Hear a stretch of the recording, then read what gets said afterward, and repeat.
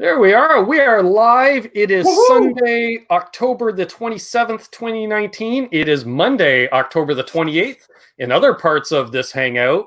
Hello from the I'm future. Ben. Hope everyone's doing well. And yes, we have the one, the only Gabor from the Super Fun, Awesome, Happy Time Pedal Show.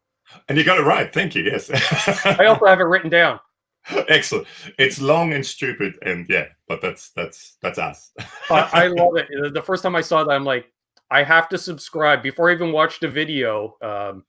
I think you came up in my realm right around Henning's event, as I'm sure you've seen. Yeah. I've noticed a bit of a growth on your channel since the event. Yeah, it's been great. It's been really good, actually. Yeah, and then I saw you during some live streams during the event, like China Mike and RJ. And you were around hanging out and stuff. And I went, I like this guy. And then, oh, thank you. Love what you do. It kind of reminds me of the way I like to do stuff. And, keep it simple. And like say, friends hanging out, having fun, twisting knobs. Yeah. And not taking yourself too seriously and not, just being silly on, in front of a lot of people. Sometimes in front of a lot of people. Exactly. Well, we've got a nice crowd in here. I'm going to do a roll call here, folks. So if you want to get your shout out, to say hello. We've got Terry's GG&G in the house, my faithful moderator, or one of. We have Matt Barnhart. We have Wilmar Nile Bond. We've got Nick KB Music tuning in. Hey, Nick, how you doing? Joe Hervey84, Rob 212, Thrash Metal and Fun Riffs. BC Rich 581, Dan of New Jersey, Jay Steen, Brax Stubblefield, Janice Lala, my lovely sister Amanda, Eddie Van Haskell, Brendan Buttcheeks B Squared himself, Mickey Stettlemyer, Thomas Santiago, Jason Wade, Upside Down, Phil Bradshaw. They're jumping in as I'm speaking. Oh, cool. Hello, everyone. Sorry, folks, if I'm losing my voice a bit. It's stormy here, and I kind of overdid it on Friday night. And I have to start moving house tomorrow. So, oh no, that's one of the worst things ever. yeah, fun stuff. Fortunately, my faithful roadie will help me in the gear as the first thing getting moved. Of course, that's the important stuff. Yeah, you got to set up studio, right? Hey, there's all the Lawrence family Petross stuff and that. That's sort of secondary. Exactly. Alex Radford, hello. George Lackey. Yeah, we got a nice crowd, and we got 29 people in here already. Awesome. So if you have any questions for myself or Gabor, feel free to ask away, tag me, and we can pass these quality questions along. I've got the live chat up here on my phone as well, so I can see what's going on. Awesome. Four Walls Music. Oh, and I can see the nice delay. There's always a lovely delay when you do. Yes. When you do live stuff. Yeah. Oh, damn! Upside Down. Good luck on the move tomorrow, Ben. Damn. Upside Down. I think Upside Down, you're one of the guys I sometimes talk to in other people's live chats. So hello, Upside Down. Great handle. Great handle. It is great. Yeah, it took me a few looks to kind of get it, but yeah, now I definitely get it. Yep. Yeah, he explained it to me when he first jumped in my chat, and then all of a sudden I basically stopped the show because I'm like, that's just brilliant. You wrote upside down. That's it. That's it. That's perfect. That's as good as it gets. You win the internet today. We got Mark Dillon, Aaron Cram, Rick Hefner. Hey guys, good to see you all. Lots of people. Damn, Brandon Buttcheeks right there. Happy new home, Ben. Thank you very much, sir. This will be going towards the new studio fund because I need more lighting and such. Don't have quite the same lighting as I do here, so. Oh, lighting and that's always expensive. Yes. We're going to go with the how they call it, shaffordable to start with. Yeah. Well, we've been using this. Hang on, I don't know if I can bring it in here, but I think they're actually really quite good. They're work lights, LED work lights. Okay. And they seem to be doing the job. I've got them here, and we've got them at the other studio at Alex's where we do all the other videos. We've got a whole bunch of them on the ceiling, and they're really quite cheap. They're massively bright, and you just pick them up at a hardware shop, and they seem to be doing the job really well for us. See, now this is the thing I love about YouTube. I learn something every day, and I think that may be the way to go.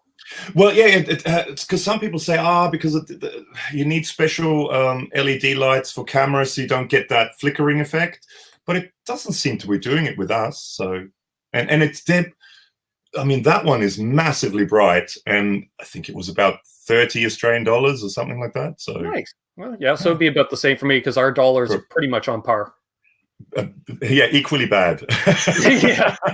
Hey, Jason Wade. Yes, pretty much all the gear is going with me, and gear that I have in storage too, because these folks, you haven't even seen the big gear. So, yes, it will look very much like the Tone King's Tone Lounge, hopefully. So that's the plan. Although a lot of stuff is for sale, because I'd like to get some new stuff to demo. The life of the YouTuber. New stuff is always good, yes. Yeah. We love new stuff. Oh, new stuff is fantastic. Eddie Van Haskell says, our dollar in Canada is equal to 3 beaver pelts. Ours is... Translate ours in kangaroo pelts, about the same. Mike Wagliardo. Yes, nailed it. Gabor, being Australian, are you familiar with Tim Guitars? Tim Guitars. I am, yes. So I live in southeast Queensland, which is, well, it's a place called the Sunshine Coast, which is, if you look at Australia, hang on, I'll try to do it the right way around. So if you've got the East Coast, which let's say is this side, because just the way I'm facing, it's sort of, curved like that. And if you kind of go roughly in the middle of that whole eastern coast, roughly, that's where we are, the Sunshine Coast. And about an hour to an hour and a half drive south of me is Brisbane, and that's where Tim is, Tim Brennan. So and he's become a bit of an institution around here. He has an amazing shop, Tim Guitars, so TYM, even though his name is Tim with an I, but he calls it TYM. I'm not sure why that happened.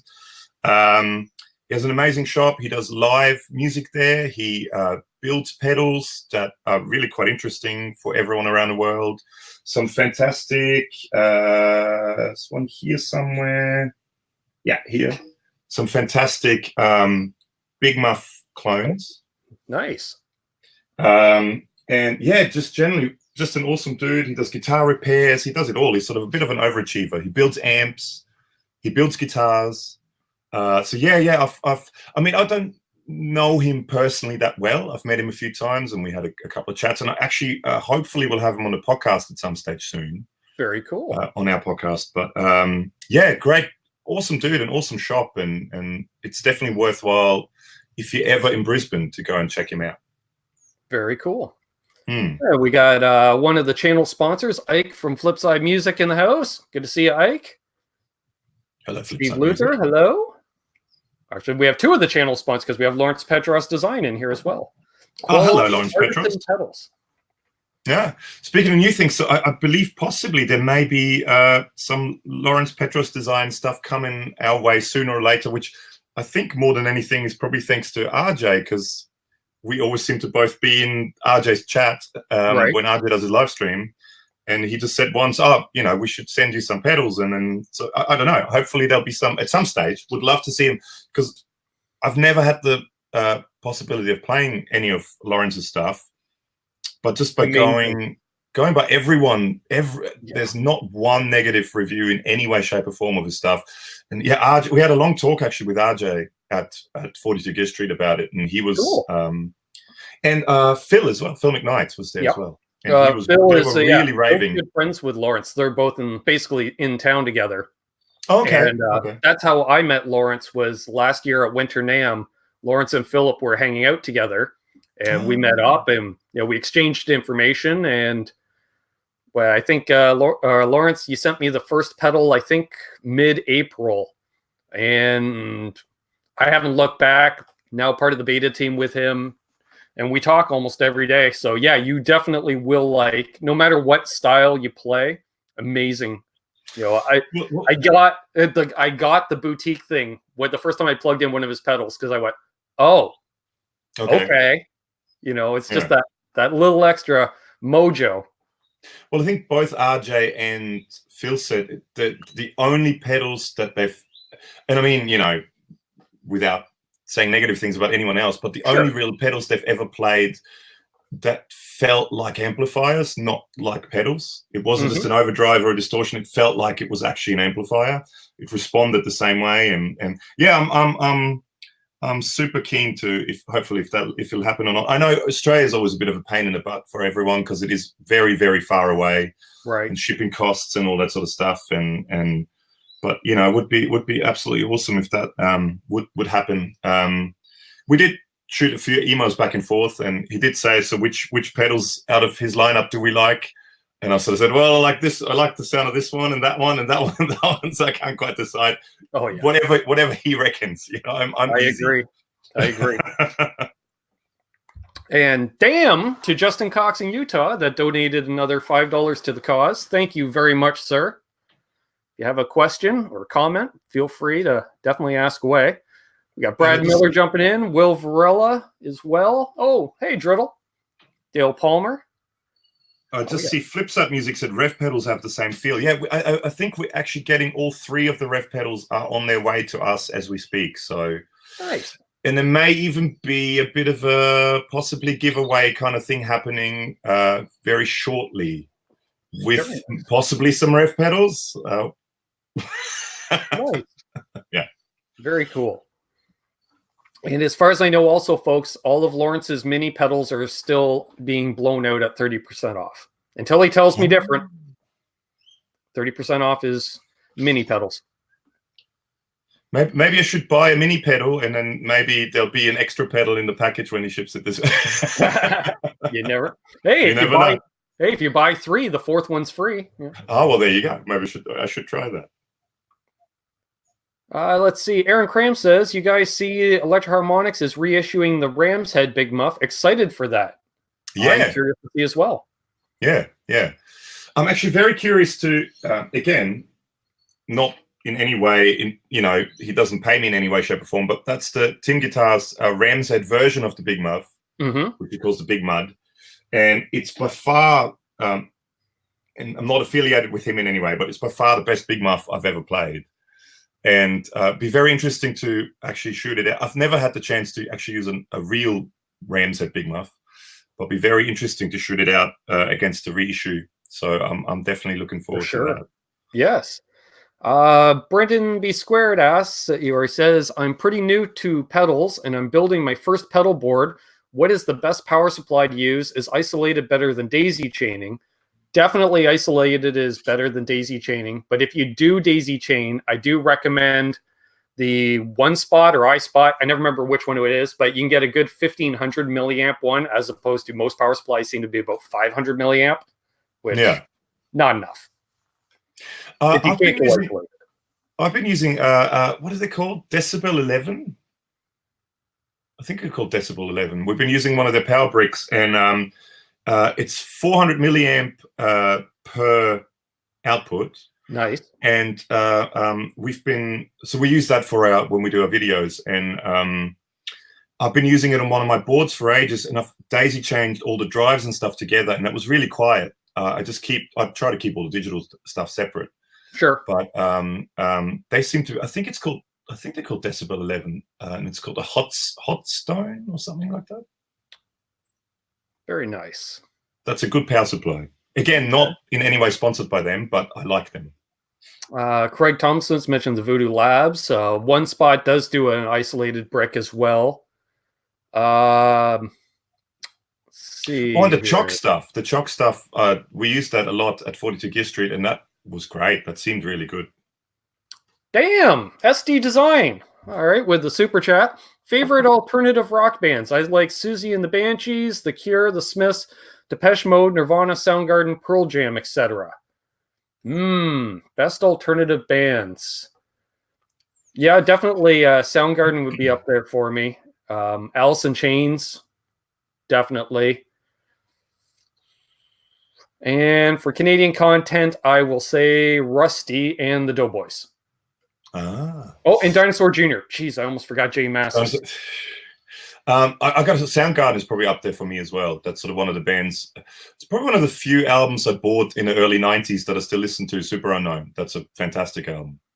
See, no, that's the album that made me much less of a fan after Oh, Bad really? Motorfinger was Bad so Motorfinger was well, one. Bad Okay. Motorfinger was so ballsy, heavy, Yeah. and then a big fan caught him on tour, and then everyone's like, new Soundgarden's coming out, and they debuted the Black Hole Sun video, and that was probably my least favorite song of theirs of all time. But I also have a problem with major hits with most bands for whatever reason. Okay.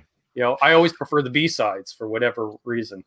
See, for me, I really like Bad Motorfinger too, and then, but I really, really liked Super Unknown when it came out. That was, but yeah, maybe songs like Black Hole Sun and Fell on Black Days, they were not so much the songs I liked. There was a lot of other songs on there that that were never released. Yeah, they were excellent songs, I think.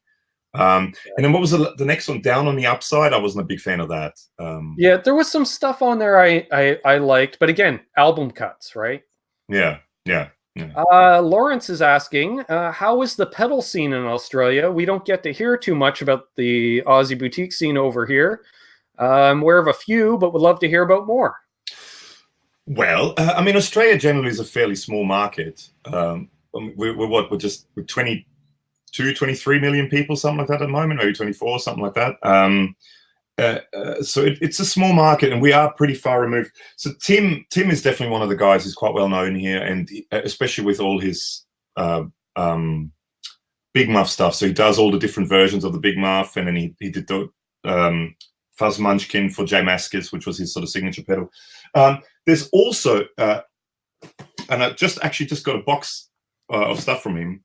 This guy, Mostronics. Oh yeah. We've sort of befriended him. He I don't know, maybe a year and a half ago or something like that. He contacted us as an Australian builder, and us being an Australian, we sort of did a call out for all Australian builders, because we would love to.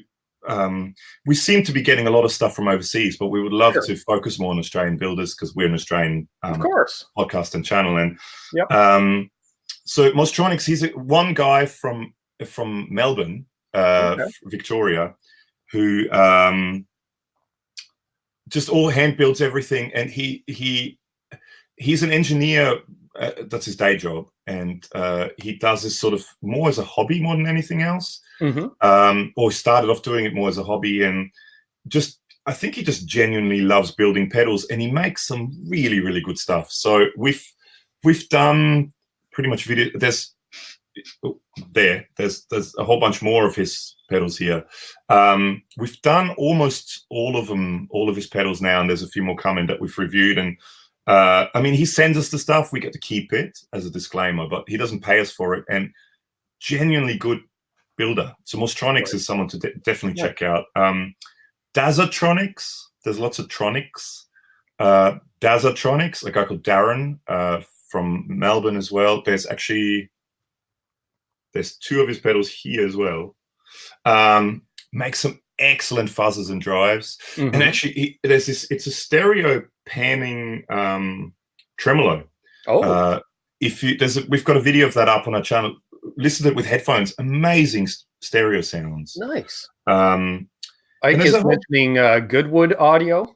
Goodwood Audio is they're more they do a thing called the interfacer. So they do a lot of which I actually have on my board.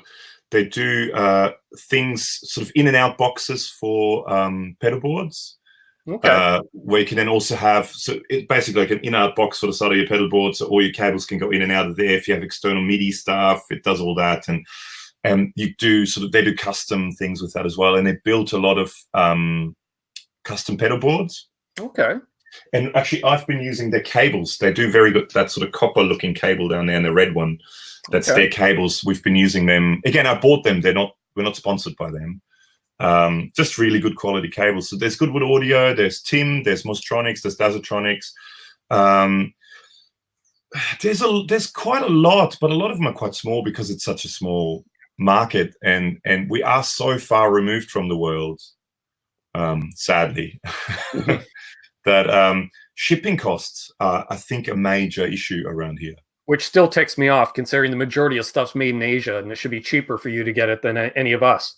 Yeah, but then it's I know shipping to Australia especially from the States is quite expensive, but from Europe as well. And then for us to ship there is quite expensive too. And I think I think with a lot of these, and I mean, Lawrence probably would know about this sort of stuff. Bondi Effects, yeah, that's right. He was mentioned. They're Australian too. There's the Sick As is over there. He's a great builder. There's a few, and I'm just looking around. Do I have any others that are Australian here?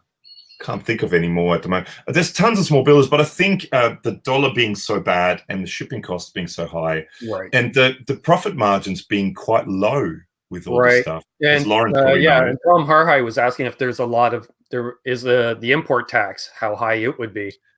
Yeah, so we actually I think it just changed as of the start of this year. It used to be anything below $1,000. There were no import taxes on it.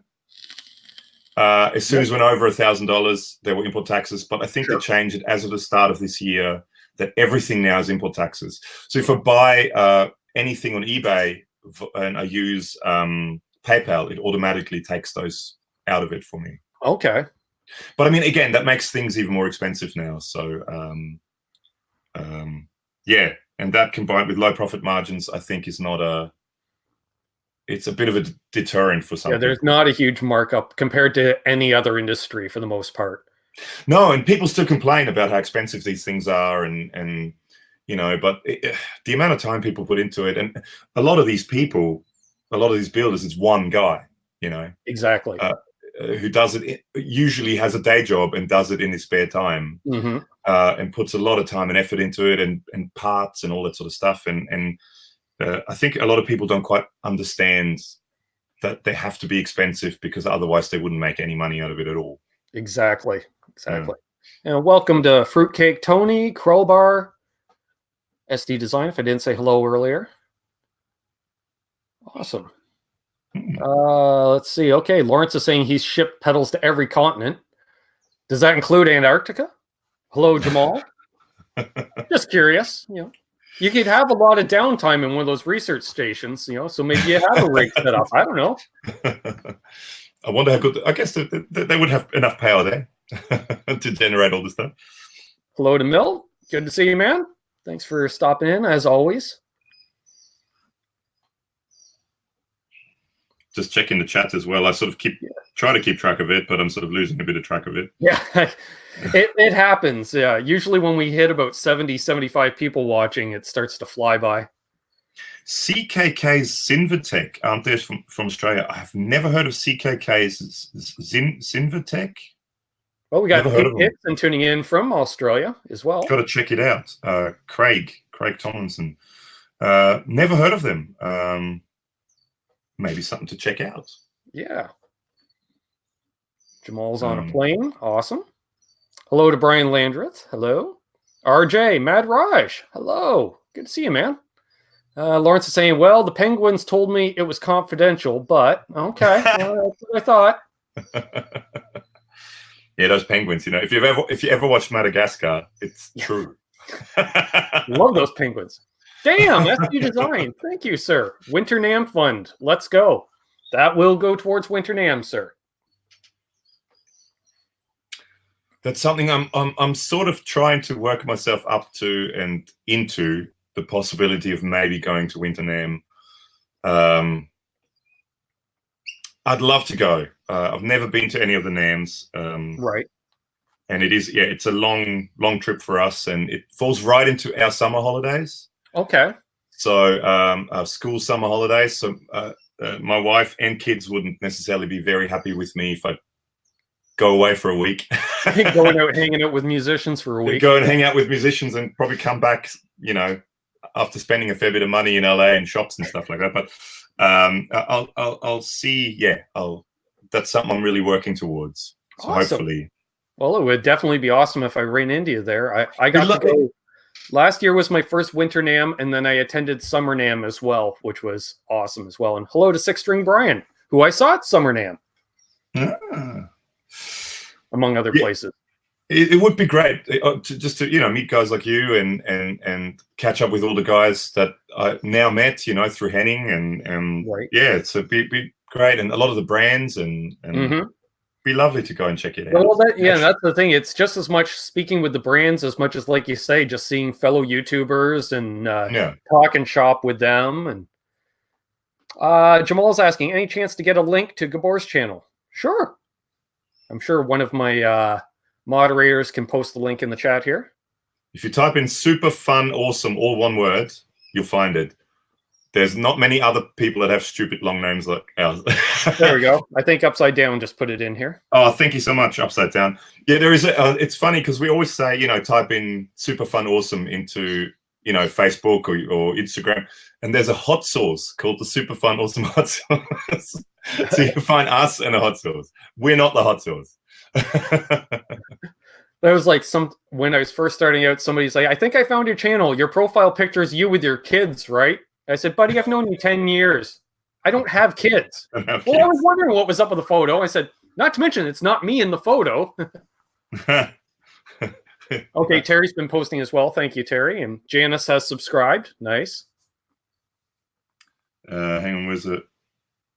Australian amps 120 or 220? 220. We're 220 here. Okay. Someone asked. Justin Cox in Utah, who's most likely in Utah. Hello, Utah. Yeah. Yeah, we're 220 down here, even though it fluctuates quite a lot here. So we have interesting power. But I think it's just, again, because it's such a spread out country. Right. And so empty in a lot of places that it fluctuates a little bit. Six String Brian says he got his NAMM pass last week. I'm still waiting on mine, Ike, if you're watching. Hello to Mark Taft. Hello, sir. 60 hertz or 50? I guess it'd be 50 hertz, isn't it? With 220, it'd be 50 hertz. I think so. Right. I know we're 120 at 60 hertz. Yeah, yeah. I know very little about all that stuff, to tell you the truth. I know enough to electrocute myself. Yeah. That's about it. Justin said 220 is better for audio.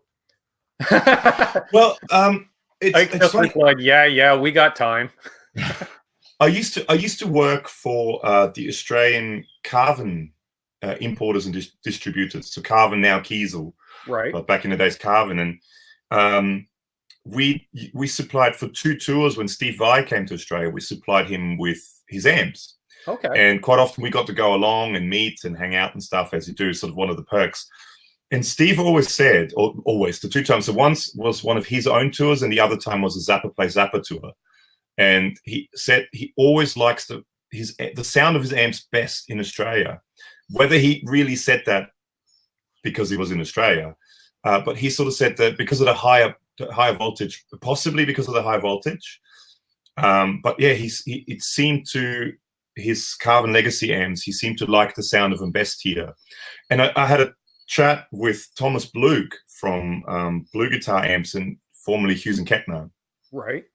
At 42 Gear Street about it, and he loves Australia and comes to Australia a lot, and he sort of said the same thing. Australia has quite often even more than 220 because it fluctuates so much, right? And because you have even more, it wrecks your tubes much quicker, but it runs a much hotter, and you get a much, it will give you that nice sound, better sound, and that's probably why he liked it. So yeah, just funny that people who actually know what they're talking about it seem to like it.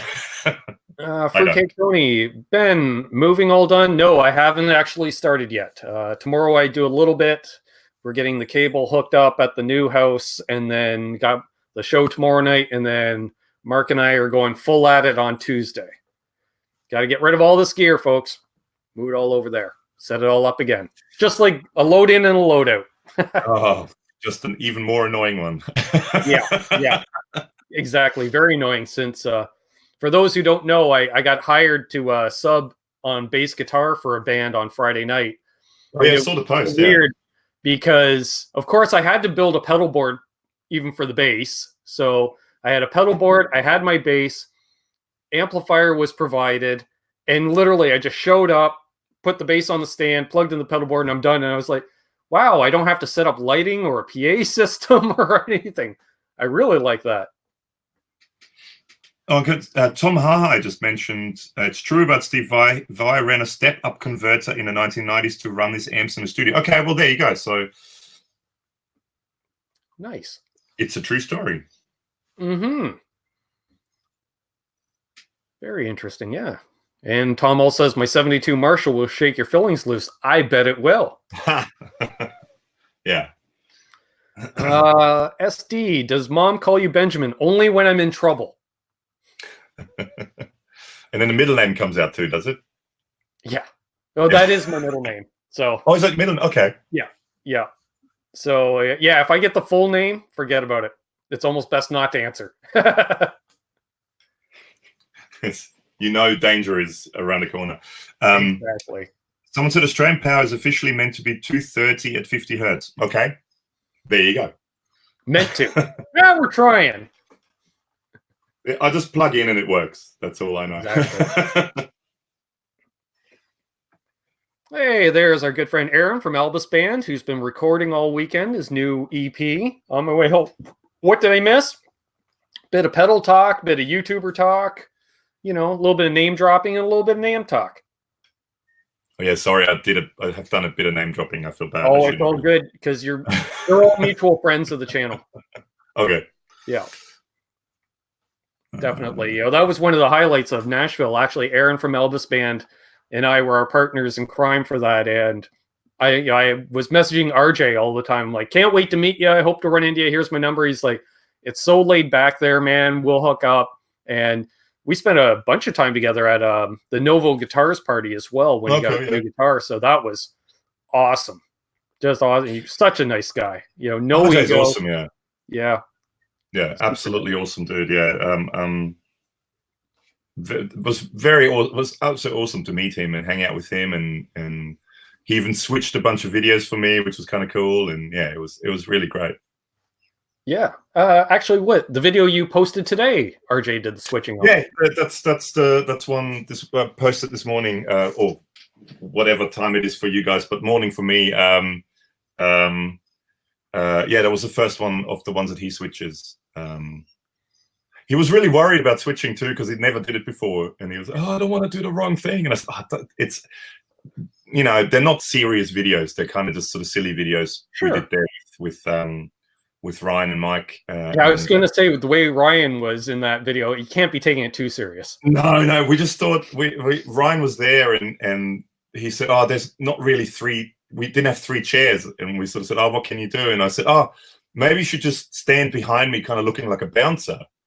And then I think it was Mike who put the camera on his face, and he just kind of looked really grumpy. And we said, oh, we should have Ryan cam, where he doesn't talk, he just reacts to what we do. Loved it. And it was the funniest thing ever. Oh yeah. I mean, to us anyway. To everyone else, probably not, but to us at the time, I was laughing. I was laughing. So, and just you can see him sometimes, because you can sort of see him sort of from, you know, neck down, standing behind me, but you can see him sort of laughing, you know. Right. And then, as soon as the camera goes back on his face, he goes really serious again. And I was surprised he didn't crack with the camera on his face at all. I was waiting for a smirk or something, but he held it together. He said it was so, and we did 2 videos like that, and he said it was so hard to keep a straight face. And then quite often RJ would keep the camera on his face extra long just to see what happens. And yeah. Want to say hello to Mars Man. Hey, Mars Man, good to see you. Brett McCord just jumped in as well. SD Design's asking, can I play any Soundgarden? I used to. I don't know if I still can. And also, Brendan B. Squared was saying, since he's getting into pedals, he's looking for a good clean amp as a pedal platform. I cannot recommend highly enough Fender Blues Deluxe reissue. So much headroom, clean, loud. You know, any of the, you know, or Hot Rod DeVille or Hot Rod Deluxe. Yep. Hot Rod DeVille right there, which is the 4x10 version. That's one of the best. And if you want a head, actually, the little D20 Rev. I mean, it's not super loud, but especially if you do recording, killer pedal platform amp. Right. Hello as well to Andrew Walton, tuning in from New Zealand, and no cover charge from Parts Unknown, because I'm not sure. New Zealand, hey? I kind of got to make fun of people from New Zealand, but we love New Zealand. I love New Zealand. Tom says, RJ's so humble. I've never seen him talk bad about anyone. Good dude. Very true. He's a lovely guy. Absolutely lovely guy. And it was actually, I mean, that was, I'm not trying to name drop or anything, and I'm not going to name drop actually, but the whole 42 Gear Street thing, there was a lot of different YouTube channels there, a lot of different people. They were all such humble people. I mean, it was actually one of the things we were joking about it with Ryan from 60 Cycle Hum. It was one of those things where literally everyone would say, no, I'm the crappiest guitarist here and I shouldn't really be playing guitar. And everyone, like even guys like RJ and stuff, and right. who's, you know, I mean, he's amazing. And yeah, meanwhile, RJ's literally toured the world. And I mean, he's in any style of music, he's an amazing guitar player. And but yeah, it was such a lovely group of people and so super humble. And I mean, there's so many YouTubers that are like that, and it's just, you know, you don't quite know these things until you meet the people. But I thought it was amazing. And even guys like Henning, you know, a lot of people look at Henning and think he's this crazy, arrogant German guy, but he's not. He's probably the he is that, but he's also he's crazy. But he's just a, you know, loveliest dude, and so down to and so selfless. You know, he was literally super selfless. I fully agree. And I want to say hey to Gussie Wells before I forget, because I believe I missed you earlier, buddy. Sorry about that. Yeah, my sister says, Henning, super awesome. Yeah, like Henning, he came on here the first time about a year and a half almost. Like, I think I might have had 500 subscribers. And he's like, sure, I like what you do. And then he came on, and then we were trying to get back on. But of course, he's so busy that literally at Winter NAMM, as soon as he saw me, it wasn't a hello, nice to meet you in person. It was, we have to schedule an interview. Okay, you know, but that's Henning. Yeah, he's a quirky dude, and I feel so bad. He cops so much flack. Yeah. So many people give him so much hard time, but he genuinely is not. He's not really. I mean, he's in it for himself, of course, but not. He is so keen to help other people, and I don't know. I always feel really bad when I hear people say bad things about him, because he really is not like that at all. Yeah. Exactly. Gabor, please play some synthesizer. Until I turn all this crap on and it actually comes through here, that would take too long. And I'm very bad at synthesizer stuff. I just like making noises. No, I use a lot of it for recording, and I run sequences through it, so build sequences with it that I run into these things. Like this is an Arturia Mini Brute, and there's a Drum Brute, and there's a few other synthesizers around, but I'm very bad at playing synthesizers. Sorry, that was a $5 SD Design. Yes. Question. So on this channel, whenever we get a super chat, we say, damn. Damn, sorry. A super chat, that's the word I was looking for. Yeah, I suck at synthesizers. And until everything turns on, we'd be sitting there for an hour. Fair enough. Henning is an acquired taste. Yes, I agree. Henning always gives you an honest, no-nonsense review. Exactly. And I think that's where he gets a little bit of flack, because he is honest. Like, he'll tell you flat out, like, you missed the ball on this particular portion of this product you made. You know, and then sure enough, you look, though, when the next version comes out, it has all the things that Henning pointed out. Yeah. I mean, even silly little things like the handle on the D20 folds down. That was Henning. You know, he said, that's stupid. Like with the orange amps, the small lunchbox orange amps. Right. With the handle on top, you can't fold it down. But with that, you know, that was one of the things Henning, Henning mentioned. And that's one of the things that annoys me when people call him, you know, he's just what's the word? He's shill for brands and stuff. He's not. I mean, he's probably the most open about. He will say if something isn't good, you know, he'll say it. But anyway. Okay, Tom, can one of you say damn in a metal voice? All right, well, since my voice is going anyways, damn! Yeah. I hope that was okay. That hurt a little.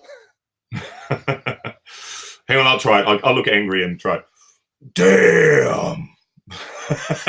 Yes. I'm about as unmetal as I can, but... Krellbar says Henning was the one that had them clean up the higher gain setting of the Joyo Zombie. That's correct. Yeah, yeah. Thank you, Neil. That sounded like acid reflux and tater tots.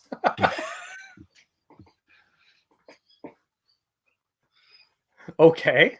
Hey, Beavis Dwight and Butthead. Bailey. Beavis Let's and Butthead. Damn, that's cool. Fire, fire, fire.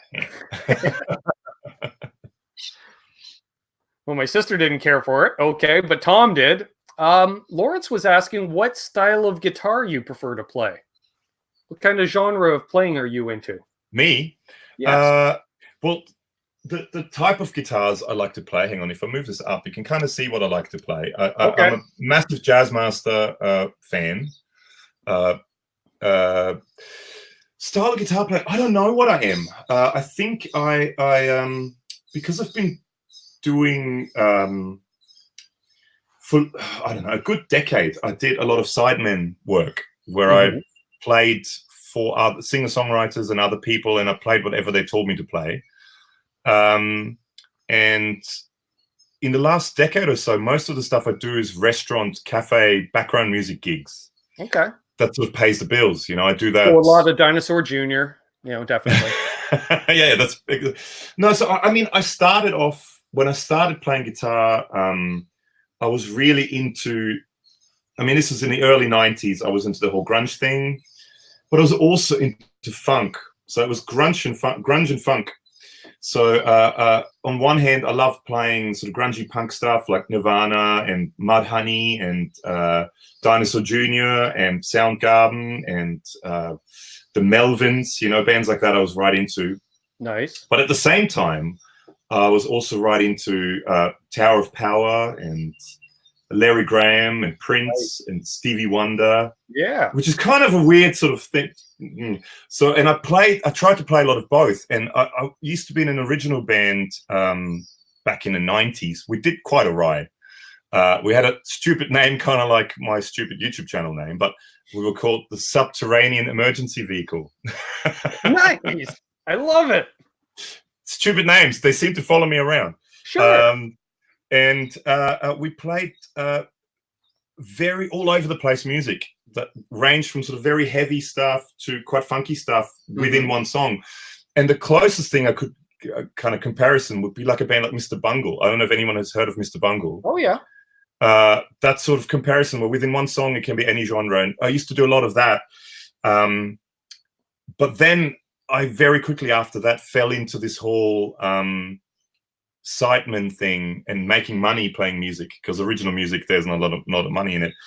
And I started playing a lot of different stuff. But I think style-wise, I would consider myself, I don't know, loungy, jazzy, funky guy with some punk grunge overtones. Nice. If that makes sense.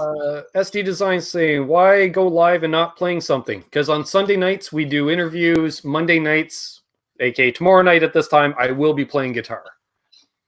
So, yeah. Sundays for talking, Mondays for playing. For me, Tuesday to Sunday is playing. Mondays, my day where I try not to touch a guitar.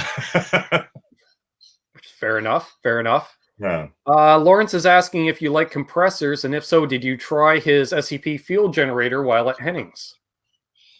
No, I didn't get a chance to. One of the things, I went to Hennings with so many things I wanted to try out and do. But then the problem was, you have Hennings studio. Then he converted his living room into a studio. And then there was another one called the post office, which was a room sort of around the corner from his house that used to be the post office. The video I uploaded this morning was at the post office. And all his gear was in those studios. Right. But the studios were always full of people filming videos. Right. So it was very hard to actually get to try anything out. Or you had to specifically go, okay, this is in that studio. And in a quick changeover time you had between videos, quickly run in and grab it and then take it somewhere else to try it out. But I barely got to try anything out. Pretty much the things I tried out, we tried out while we were shooting videos. So no, I didn't get a chance. And I do like compressors. I have the Strymon OB1 on my electric board, all the time. Okay. But I like compressors that don't necessarily compress too much. They just give you a bit more sustain. And I really like a blend feature. There you go. Lawrence just said, no worries, I'll send you one with your package. And I think you'll like it because it does what that does. Yeah, it doesn't sound overly, bubbly, compressy. It's quite seamless when you want it to be. And hello to Guitar Hack, and hello Chris Link and Edwin Kane all jumping in. Oh, and thank you, Lawrence. Yeah, well, compressors, and I'm yet to find one I like on my acoustic guitar. I tried. We actually just got, and I'm trashing everything. We just got one of the new Mostronics compressors, which I'm very interested to try out. Yeah, I'm yet to find one I like on the acoustic guitar. I don't like any compressors on the acoustic guitar. No, I'm not a big fan of them on acoustics. No, except I do use a little bit of parallel compression on my PA mixer. So, no. Fair enough. Fair enough. All right. And thank you, Terry, posting links to Gabor's channel. And if you want some thank you. cool t-shirts like this, or a hat like that back there, check out the link in Terry's comment. Pick yourself up some Canucks with Guitars merch, please. Helps us do what we do. So actually, I wanted to ask, whereabouts in Canada are you? I am 150 kilometers east of Toronto. Okay. I just asking because my wife's my father-in-law's family is from Canada originally. Okay. And they're from Saskatchewan, and in Moose Jaw, Saskatchewan, you have the ice hockey team, the Canucks, the Moose Jaw Canucks. So I thought maybe there was like a Saskatchewan thing with the Canucks with guitars thing. Well, Canuck is a slang term we use just as a Canadian. You're a Canuck. Okay, yeah. Sorry, Canuck. I guess like an Aussie. Yeah, like yeah. Right. Yeah, so because I spent a bit of time in Saskatchewan and in Toronto and in Montreal. So I drove past around where you are. I guarantee you, because there's only one major highway and I live within a mile of it. Okay, yeah, I drove from Montreal to Toronto, so I would have. Yeah, because Toronto's about 2 hours west and Montreal's about 3.5 hours east. Yeah, okay. But it is really handy having the highway right there, being that far out. But like I used to gig downtown Toronto, it's about 2 hours right to downtown Toronto. Okay. Cool. Yeah. No, it's a lovely place, Canada. I always liked it. I still have family there. So I have some of my family in Montreal, and my wife's family is in Regina, Moose Jaw, Calgary, and in Vancouver. Okay. So all over the place. Yes. Quite a bit out west. Yes. So sort of that's where we have that shared experience. We have very large countries, but a very small population. Yeah. Oh, Saskatchewan. Geez, yeah, especially that's. Yeah, there's nobody out there. No, it's just flat. And then you see some trees and you go, yeah, that's the neighbor. Exactly. But as we say, like we have a larger landmass than the United States, and 90% of our population, which is 1/10 the size of the states, lives within an hour of the U.S. border. Okay, yeah. Yeah. Well, I mean, here's the same. Pretty much 90% lives along the East Coast, along the water where I am, pretty much. Exactly. Yeah. There's a few crazies that live right in the interior, but not a lot. Like, yeah. Let's see. Regina. Oh, Aaron Cram is not far from Regina. Yeah, well, there you go. So, nice. Yeah, a lot of my wife's family is from Moose Jaw and Regina. Very cool. Very cool. Have you ever seen the Yowie? In chocolate form, yes. But no Yowies. Okay, fair enough. Aaron, Saskatchewan's just north of me, about 60 miles. Oh yeah, well there you go. SD says he has keyboards and guitars I can plug and play in 1 minute, seconds. Yeah, same here. My pedal board is always on and usually plugged in, except I grab the patch cables for Friday night. Tom High likes his moose jaw near Regina. Lovely, lovely. And hello to Paint Namer.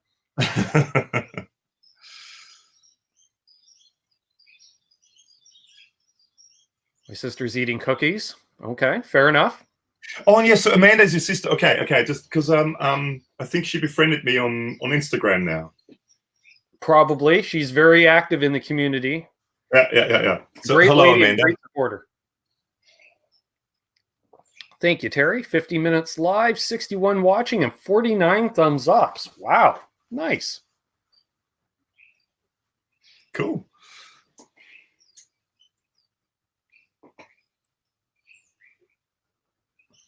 Did you become the Incredible Tom after Tom Harhide?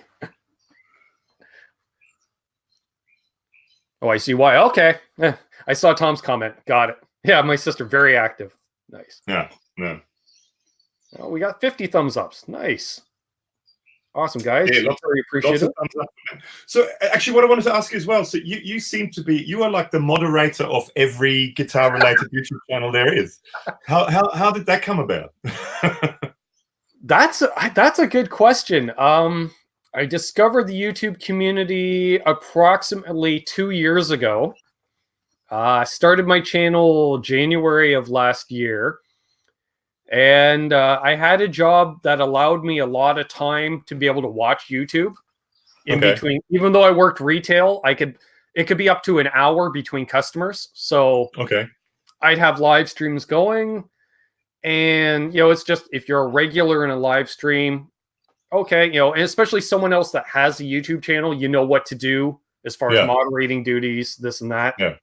So I would become moderator. And then a couple of channels, larger channels like the Tone King, he came on for the first time. Afterwards, he's like, what can I do to help you grow your channel? I said, give me a shout out. But beyond that, I don't know. And so he gave me a big shout out, thanked me for having him on, and then made me a moderator there. And then because, as you know, especially after attending Henning's event, we all kind of know each other for the most part. So then it's bizarre. It's bizarre how you actually know someone, but you'd never met him. Exactly. And then, and I think it just kind of barrel rolled from there. And then like RJ started doing his live stream, let's say 6 months ago or so. Yeah. And it just happened at that time. I'd been binge watching a bunch of RJ stuff. So he knew my name. He had seen me moderate other channels like Steve from Boston, say, and he made me his first moderator. And I went, okay. Sure. Pete Thorne was having a real problem with trolls. He knew I had a channel, so he made me a moderator. Well, there you go. So, and you're the moderator to the stars. That's what I'm told. Brett McCord says, I apparently have a good attitude. People like me. They trust him for his judgment on things. Yeah, I try to play it, by the book. And I don't moderate every channel the same either. Like some channels, anything goes. They don't care. Let it go. Beyond something blatant, we'll say. Yeah. Other channels, they like to keep it a little tighter, a little cleaner, or what have you. They may not want any cursing or anything. So that's the way Sorry, I just noticed. Was it Will? Asked, yes. Was it a melody maker on my wall? Yes. That's a 1964, I think. 64 melody maker. It was sadly refinished, but it was refinished very early on because it's all cracked finish again. Okay. It's a fantastic guitar. Really, really good guitar, actually. I should play it more. I'm a bit lazy with that sort of stuff, but it's a great guitar. I got it dirt cheap because a guy was selling it because he said, he couldn't get it working right because it's buzzing and stuff.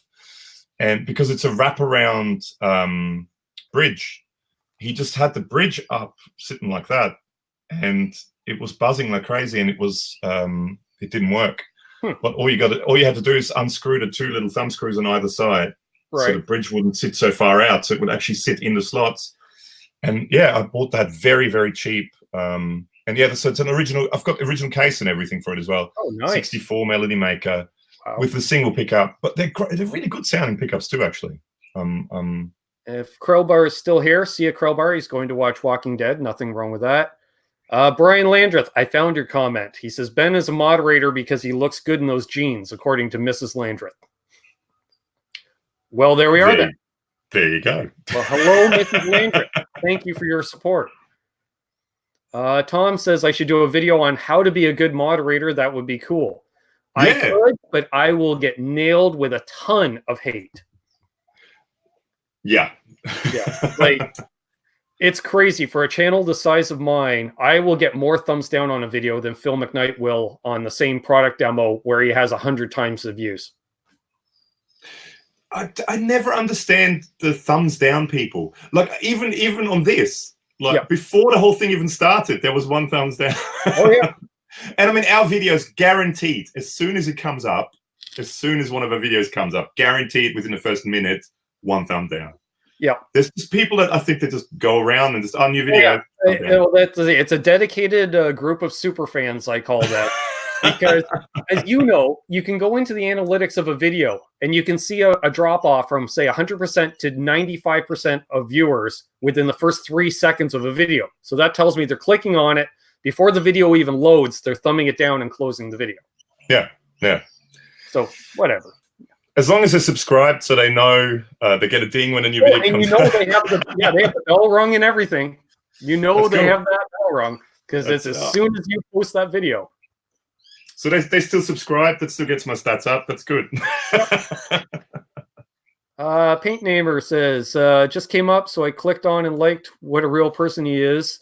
That was in July sometime. I appreciate it, man. I do appreciate it.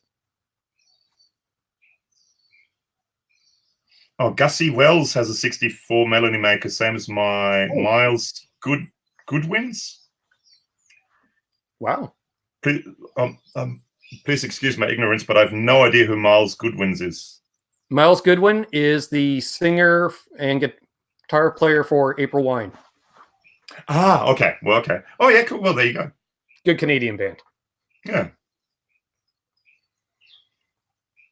Gabor, what is your favorite meal? I like Italian. Favorite meal? See, I'm very spoiled. Very, very spoiled. Vegemite on everyone over in Germany. I think it was Vegemite. Yeah, I was trying to get them to eat Vegemite. I'm very spoiled. I play at a really, really, really good, quite sort of high-end Italian restaurant every Saturday night. So actually, before RJ's live streams, I have a regular every Saturday night gig at quite a good Italian restaurant, and they feed me while I'm there, and I get to take a pizza home usually afterwards. Oh, nice. So I love their stuff, very good Italian stuff. But I actually, some of my favorite food, because my name Gabor is Hungarian, and my dad is Hungarian. A lot of my favorite food is Hungarian. So I think I'd say maybe paprika chicken. People probably never heard of it, but that's probably one of my favorite foods. I know of paprika. I know of chicken, and I now know of them together. Hang on, there was another. I saw my name. Yes, believe me, as a mod, trying to explain why you do so. Sorry. Yeah, Terry moderates a lot of channels too. He's put up a moderate. Okay, yeah. Explaining, what entails in moderation. And the big thing we always say is it's up to the channel, obviously the channel owner himself, on how we do his job.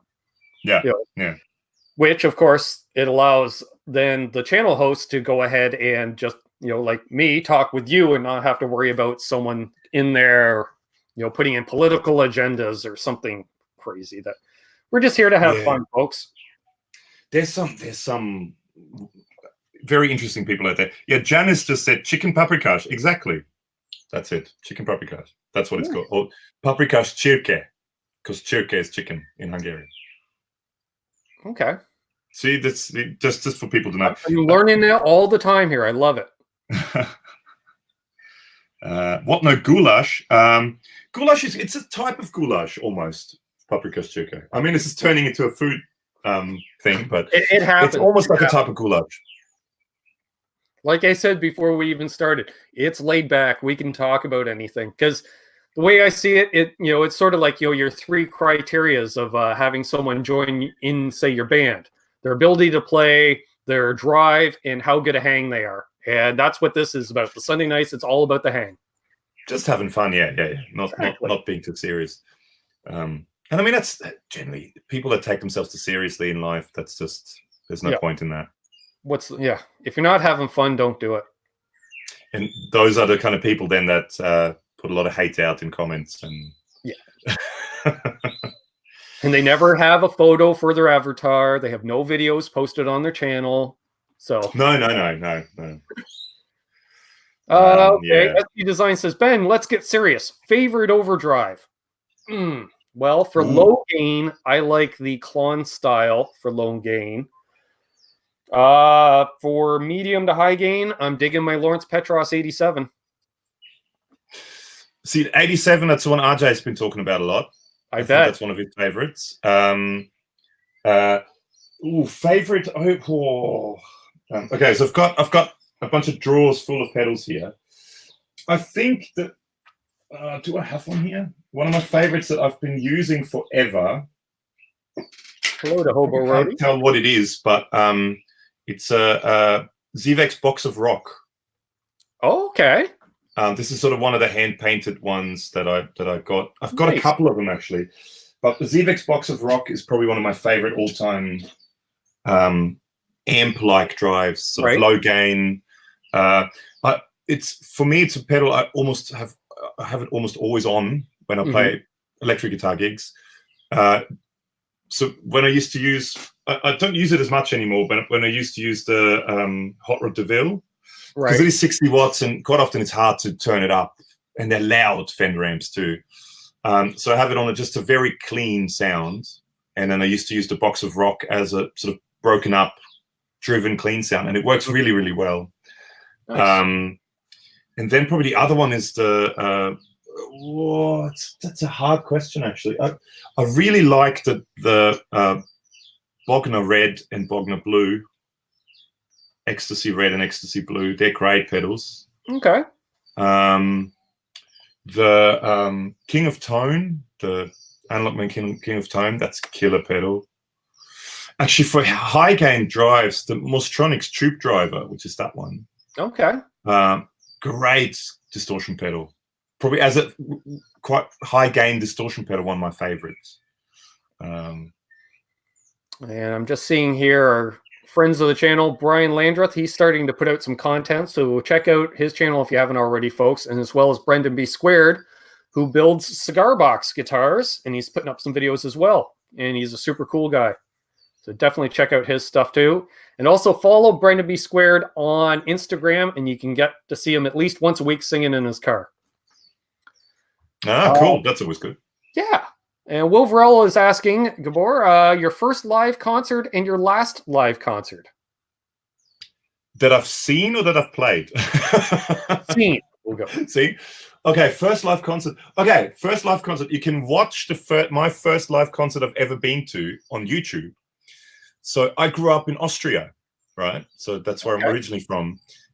In summer, you've got the river, the Danube, going through Austria, right? And in Vienna, there's a part where there's a little island in the middle of the river called the Danube Island, and they have a festival called the Danube Island or Donauinsel Festival, right? And so I went, and it would have been in the maybe 87, 88, maybe 86, something around that. I went to that festival to see Falco. Now, I don't know if anyone remembers Falco. Rock Me Amadeus. Rock Me Amadeus. And so that concert was televised, and halfway through the concert, it started bucketing down raining, and lightning hit the stage. And all the power went, and the band went off stage, and actually we left then because we were quite young, and we were not super happy, to be there in the bucketing down rain with lightning. But you can watch that concert on YouTube. So there is a version of it. It was televised, so you can watch that concert. So that was my very first live concert, which was massive. So there would have been, I don't know, 30, 40, 50, 60,000 people there, something like that. It's massive. The last live concert I went to, it's getting less and less. I've got 2 kids, and I gig maybe 3, 4, 5 nights a week. So it's getting harder and harder to go. Probably one of the last live concerts I went to. Oh wow, would have been last big one was maybe Stevie Wonder when he came to Australia, or maybe Dave Matthews Band. Okay. That would have been a couple of years ago now. Don't know. Since I've had kids, and since we've had kids, and I gig, like I said, I gig about 3, 4, 5 nights a week. So I don't get to go and see many bands. I do go when there's big shows, like Stevie Wonder toured a few years ago, and then Dave Matthews Band. I always like to go and see them. And the Police, maybe that would have been again. This was a few years ago now, but right. I'm one of those boring old lame people that I don't get to go and see many bands anymore. Hey, it's been over 2 years since my last concert, so this sounds like a support group. I heard someone asked how I like the Bass Breaker. Yes, I'm not sure who that was, but someone. I think it was Brian Landreth. Oh, was it? Okay. And hello to Lynette and Jasco Plumbing Supply, Soda and Milk, and Poo Ninja. There we go. And I think Lawrence is going. See you, Lawrence? Petross? See you, Lawrence? Yeah, so the Bass Breaker, I've said it before, and I'll say it again. I think it's one of the best amps Fender has ever made. And I know I'm going to cop a lot. I did cop a lot of flack for it, and I'm going to cop more flack for it. I never had a problem with them. They always, I always got a good tone. I think so. This is the Bass Breaker 15, and I just brought out the Bass Breaker 30, which I think is excellent as well. I had to play with it just the other day, and it's such a great sounding amp. And I mean, a 15 for live gigs, it may almost be a little bit too quiet, but when I do videos here, pretty much everything goes through the 2 notes torpedo. Right. The volume for me doesn't make a difference, and the cleans are excellent. It has this 3-way gain switch. It has low, medium, and high gain switch, and all 3 sound fantastic. I think it's one of the best high gain amps Fender's ever made, but it's also one of the best low gain amps Fender's ever made. Lawrence is like the Bass Breaker 15 is the best Marshall Fender ever made. Yeah, and it's probably, sadly, one of the best Marshall anyone has made recently as well. Because, I mean, I really like the Origin. Marshall Origin. I think that's a great amp. Again, it's another amp that a lot of people give a lot of hard time, you know, because it's sort of a made in Vietnam, I think, and stuff. But I think it's an excellent amp. But the Bass Breaker, I think it's a great amp, a really great pedal platform amp as well. Nice. And it's got digital reverb on it, which a lot of people don't like. But to me, it sounds great. It's digital. I don't care if it's digital or not, really. It sounds good. Exactly. Yeah. That's true. I always try to prefer analog, but hey, if the digital stuff sounds good, or if not better, then that's fine too. Yeah, and I mean, I used to be much more of an analog guy, but I have to say, in recent years, the digital stuff is getting so good. Yeah, and especially, you know, the cab emulation stuff. I mean, I'm still, and a lot of people give me a lot of flack for that. I still think the pod is excellent. The secret with the pod is turn the cabinet emulation off and use either like something like the 2 notes, or use any kind of IR loader on in your recording software. You'd be amazed how good it sounds. Right. Good to know. Good to know. There you go, folks. You learned something here. Hopefully. Oh, and I mean, someone mentioned Friedman. Of course, Friedman is probably, as far as Marshall sounds go, as good as it gets. I had the chance to play the small box, the JJ Junior, and the BE Deluxe, and I mean, they were amazing. That JJ Junior, I got to play that the first day in NAMM last year, and I just went, oh my! Wow, yeah. I'm hopefully gonna somehow butter up Dave and the guys from Boutique Amp Distribution to hopefully send us one for a review that may never get returned. So exactly. Well, yeah, you know, cost for return shipping. You know, like they might just let you keep it. May as well let's keep it. And you just leave an open invite. So whenever Sammy Bowler is playing in your area, he can pick it up. Yeah. You know, there's another dude, such a lovely guy, lovely man. Like, you know, you'd think, you know, shredder dude, he's kind of got the looks and that. You'd think he'd be kind of a bit of a diva, but just the loveliest guy, loveliest guy you'll ever meet. I fully agree. Met him, the first day Winter NAMM again, you know, right in the morning. And then I was back over at the booth later in the day, and he walked up to me and he's like, so how's your day going, yo? You enjoying yourself? Like, he started the conversation with me, and I was like, you even remember me with the amount of people you probably are meeting each day on the NAMM floor? Yeah. And, you know, and that's back in January. And then I went to do an event north of Toronto in June, and I walk up and Dave and Sammy are walking. And I walked up to Dave and you know, introduced myself again because I've met him a few times. And of course, he doesn't remember me. I'm like, I'm one of your moderators on your YouTube channel. And he's like, oh yeah. Meanwhile, Sammy turns, he goes, hey Ben, how you doing? Like, I think he looked at my name tag to remember, but then he's like, oh yeah, you know, we met at Winter NAMM. I was like, oh, you remember that? He's like, yeah. And we were talking how I drove the 2 hours up to Toronto, and he and David drove up from Detroit the night before. Yeah. And I was like, oh, okay. So we had a great chat. Yeah. And then he did an interview with me, and he was so thankful of it, even though the audio kind of screwed up on it. But he was so thankful. He goes, everybody wants to talk to Dave, not me. I was like, you're a great player and a great guy. Why not spread the word? Yeah. And super humble as well. Going back to the humble thing, like super humble guy. Mm-hmm. Because, I mean, he was definitely, I mean, as far as technique and player, he was one of the best players at the whole 42 Git Street event.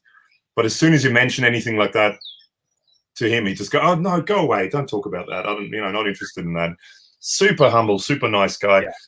His just tapping techniques and stuff, amazing stuff he does. Yeah. Let's see if anyone else is saying anything. Mm-hmm. See a lot of people talking back and forth. Hello to Gary Tholander. I saw you jumped in here, buddy. We got 66 people watching. We'll probably go for about another 15 minutes if that works for you, Gabor.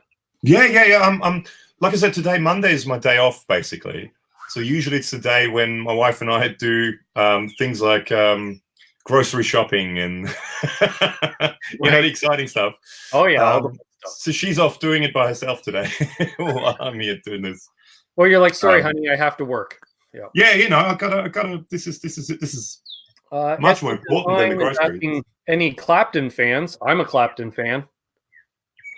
Oh, Clapton. I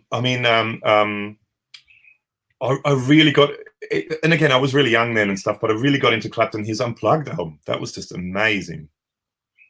Yeah.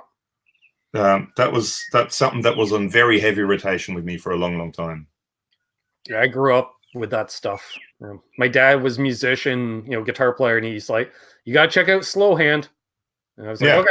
You know, and that was a very inspirational album growing up. Definitely. Yeah.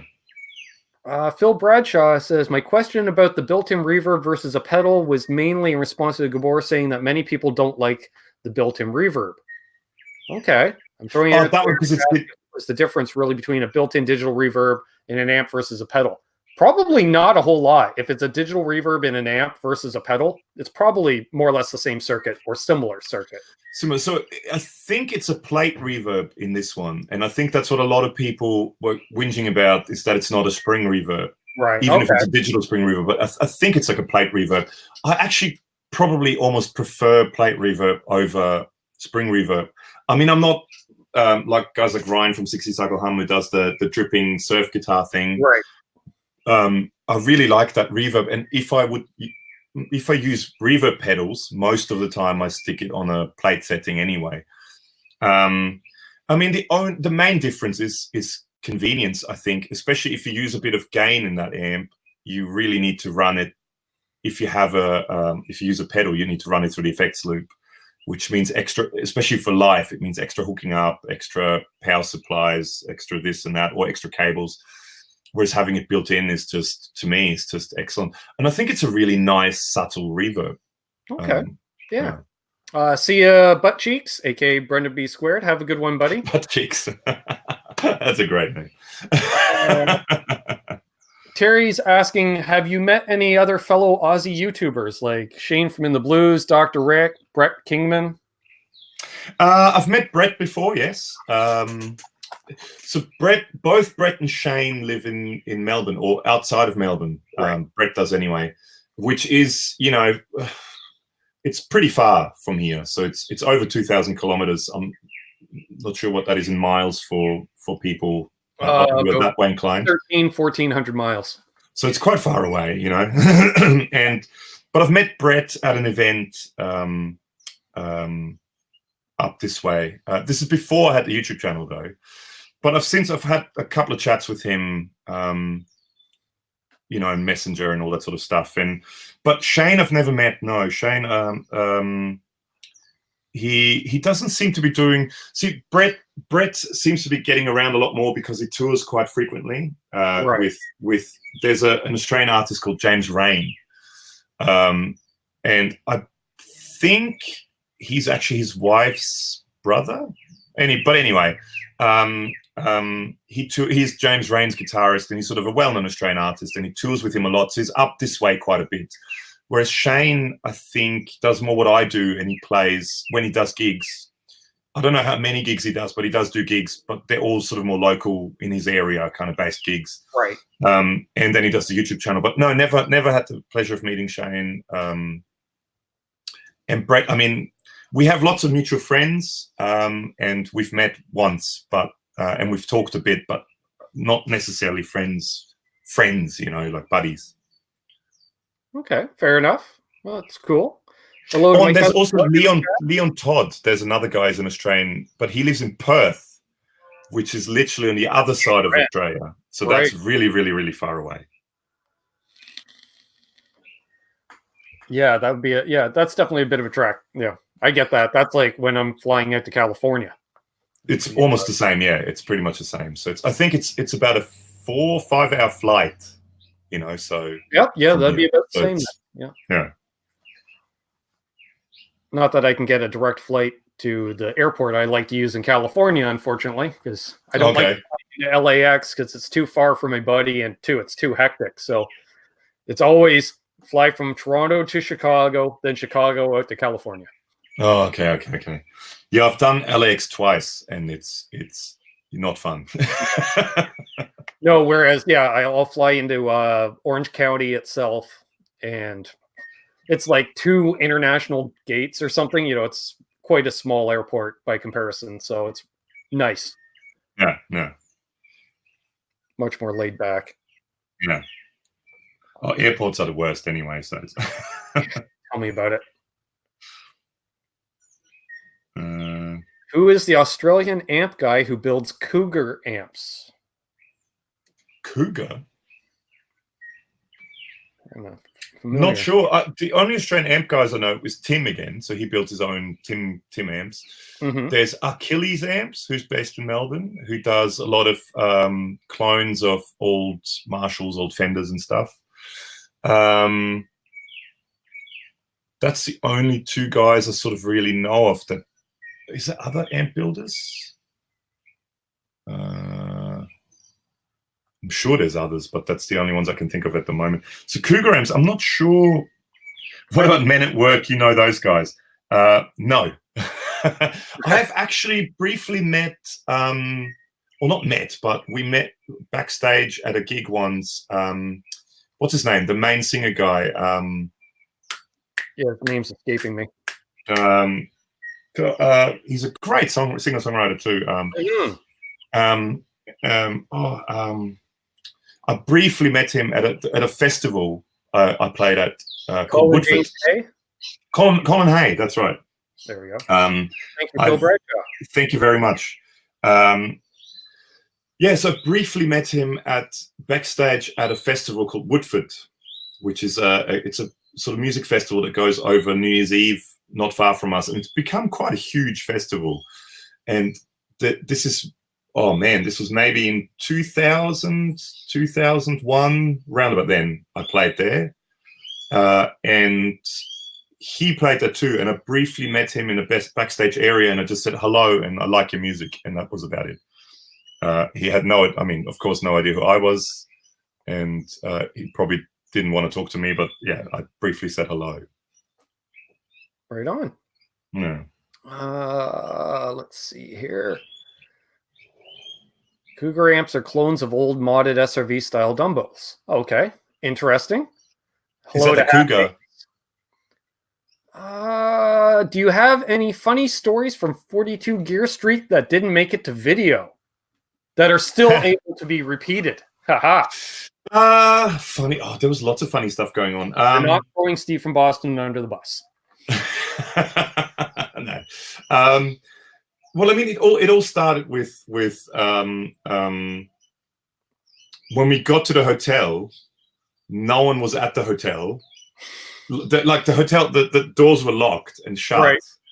There was myself. There was Eric from Living Room Gear Demos. There was Mike from China Guitar Skeptic, and there was a bunch of others. We all arrived together, and we were standing outside of the hotel, and no one would let us in because there was no one there. I mean, mind you, this was a tiny little village. Mm-hmm. And this was a small hotel that basically we took over completely for a week. Because, I mean, there was all the YouTubers basically stayed in there. Right. And we were standing outside for ages. And the only way we got in is someone messaged RJ, who was asleep in his room, woke him up somehow. And then RJ came down and let us in, which was quite funny. So that's when I met RJ for the first time. He was in his pajamas, opening the door for us so we could get in. Like the morning show. Yeah, pretty much. Other than that, I mean, it was a lot of after. So basically, the way it worked, we stayed at the hotel. The breakfast area opened at 8 a.m. in the morning, so we could have breakfast there. And then at about between 9 and 9:30, people like Henning's mum, which was funny, just the fact that Henning's mum would come and pick us up. Sure. Leslie, Henning's partner, Leslie, and then a bunch of brands, guys like the guys from Engel, which were the loveliest people. And I didn't know, but Jürgen, one of the guys who drove us around and stuff, he's the CEO of Engel. And lovely dude who drove us around, picked us up from the hotel to drive us to Henning's place. So anyway, so people would come and pick us up and drive us to Henning's place. And then you would order your lunch and order your dinner. And then we basically do videos, and then lunch would be delivered. And then at the end of the day, again, all the same people would drive us to whatever restaurant we'd go to to have dinner. And then we'd sit around and chat a lot around dinner and stuff. And just always the chaos of who goes with who. And, you know, Henning's mum would be there going, oh, you know, I can take you guys, you know, and drive people to dinner. And then people driving and not knowing where to go for dinner and getting lost. And there was a lot of that stuff going on. It was really, I mean, a lot of that was really funny. And things like Henning, I don't know how he talked him into it, but Henning talked Richard from Hughes and Kettner, who's like almost the face of Hughes and Kettner, into doing. He was the guy who was looking after the timetables for the studios. Wow! And you get these poker chips, and you'd give Richard a poker chip, and you have 5 poker chips, and that would give you your 5 slots in all the and you know, and then him kind of starting to kind of lose it a little bit because things would get double booked and things would happen. I mean, funny stories, just stuff like that was just kind of funny to sit there and watching guys like you know, you'd be sitting around in a sort of common area, you know, which is which was Henning's brother's garage and a tent in front of it. I mean, that was funny. Right. Sitting in Henning's mum's house in her living room. Yeah. And she would come around and go, oh, would you like some pastry stuff? And, you know, like food. And there was such lovely people. Right. You know, you sit in Henning's mum's living room, and Henning had her TV hooked up to to what was going on in the studio. So you could watch live what was going on. Right. So there'd be Glenn Fricker and stuff doing metal stuff. Right. And you'd watch it while having tea and pastry with Henning's mum and, you know, in her living room and stuff like that was just really funny. And that's great. And watching guys like Tom Quayle, and so there's at one stage I was sitting there and there was Tom Quayle was sitting there, and Mika, I don't know if you know Mika Tiska, who's Mr. Fastfinger. Right. Finnish guy, amazing guitar player, and Sammy Bowler, and RJ would be sitting there and just chatting and just noodling without thinking about what they're doing, just noodling. Right. But just watching these guys to sit there and, George has dropped and you're like, I can play a C chord. Yeah. And it just, man, these guys are just chatting and not even thinking about what they're doing, just sitting there with the guitar noodling. And it's just amazing, and you kind of got to smack yourself in the face going, I'm actually here with these guys. Yeah. Yep. And if you ask them who's the worst guitarist, Tom Quayle, right? I think it was Ryan from 60 Cycle Hum did a thing where he walked around and he asked a video where he asked everyone, who do you think is the best guitarist and who do you think is the worst guitarist? And, Tom Quayle instantly, who's the worst guitarist? Me. And you go, you're Tom Quayle. You're not the worst guitarist here. Yeah. But that sort of stuff. It was just amazing to be there, and just how surreal it was to sit in Henning's studio. That I've been watching it through this screen for years, and to actually be there, and look at the camera that this is the camera that he looks at when he does videos that I watch him through. And now I'm doing a video in that studio. That sort of stuff was just surreal. Right. Yeah. A bit surreal, to say the least. Very surreal. Yeah. I want to say hello to David Anthony. He says he's seen my name on so many channels. Nice to catch a live show. I'm from Oz, by the way. Well, welcome. And anyone else that is tuning in for the first time and you're here still, please subscribe. Leave a thumbs up. We do appreciate it. Watching Henning and Phil McKnight was hilarious. Yes. All right, here's a question for you, because I know everybody was kind of getting together in groups and stuff. Who would have been the biggest personality that if, say, there were 6 of you sitting in a room, who was the person that everyone else kind of listened to and kind of took over? Not necessarily, not in an ego way take over a conversation, but they have just such a big personality. Probably Jay Leonard Jay.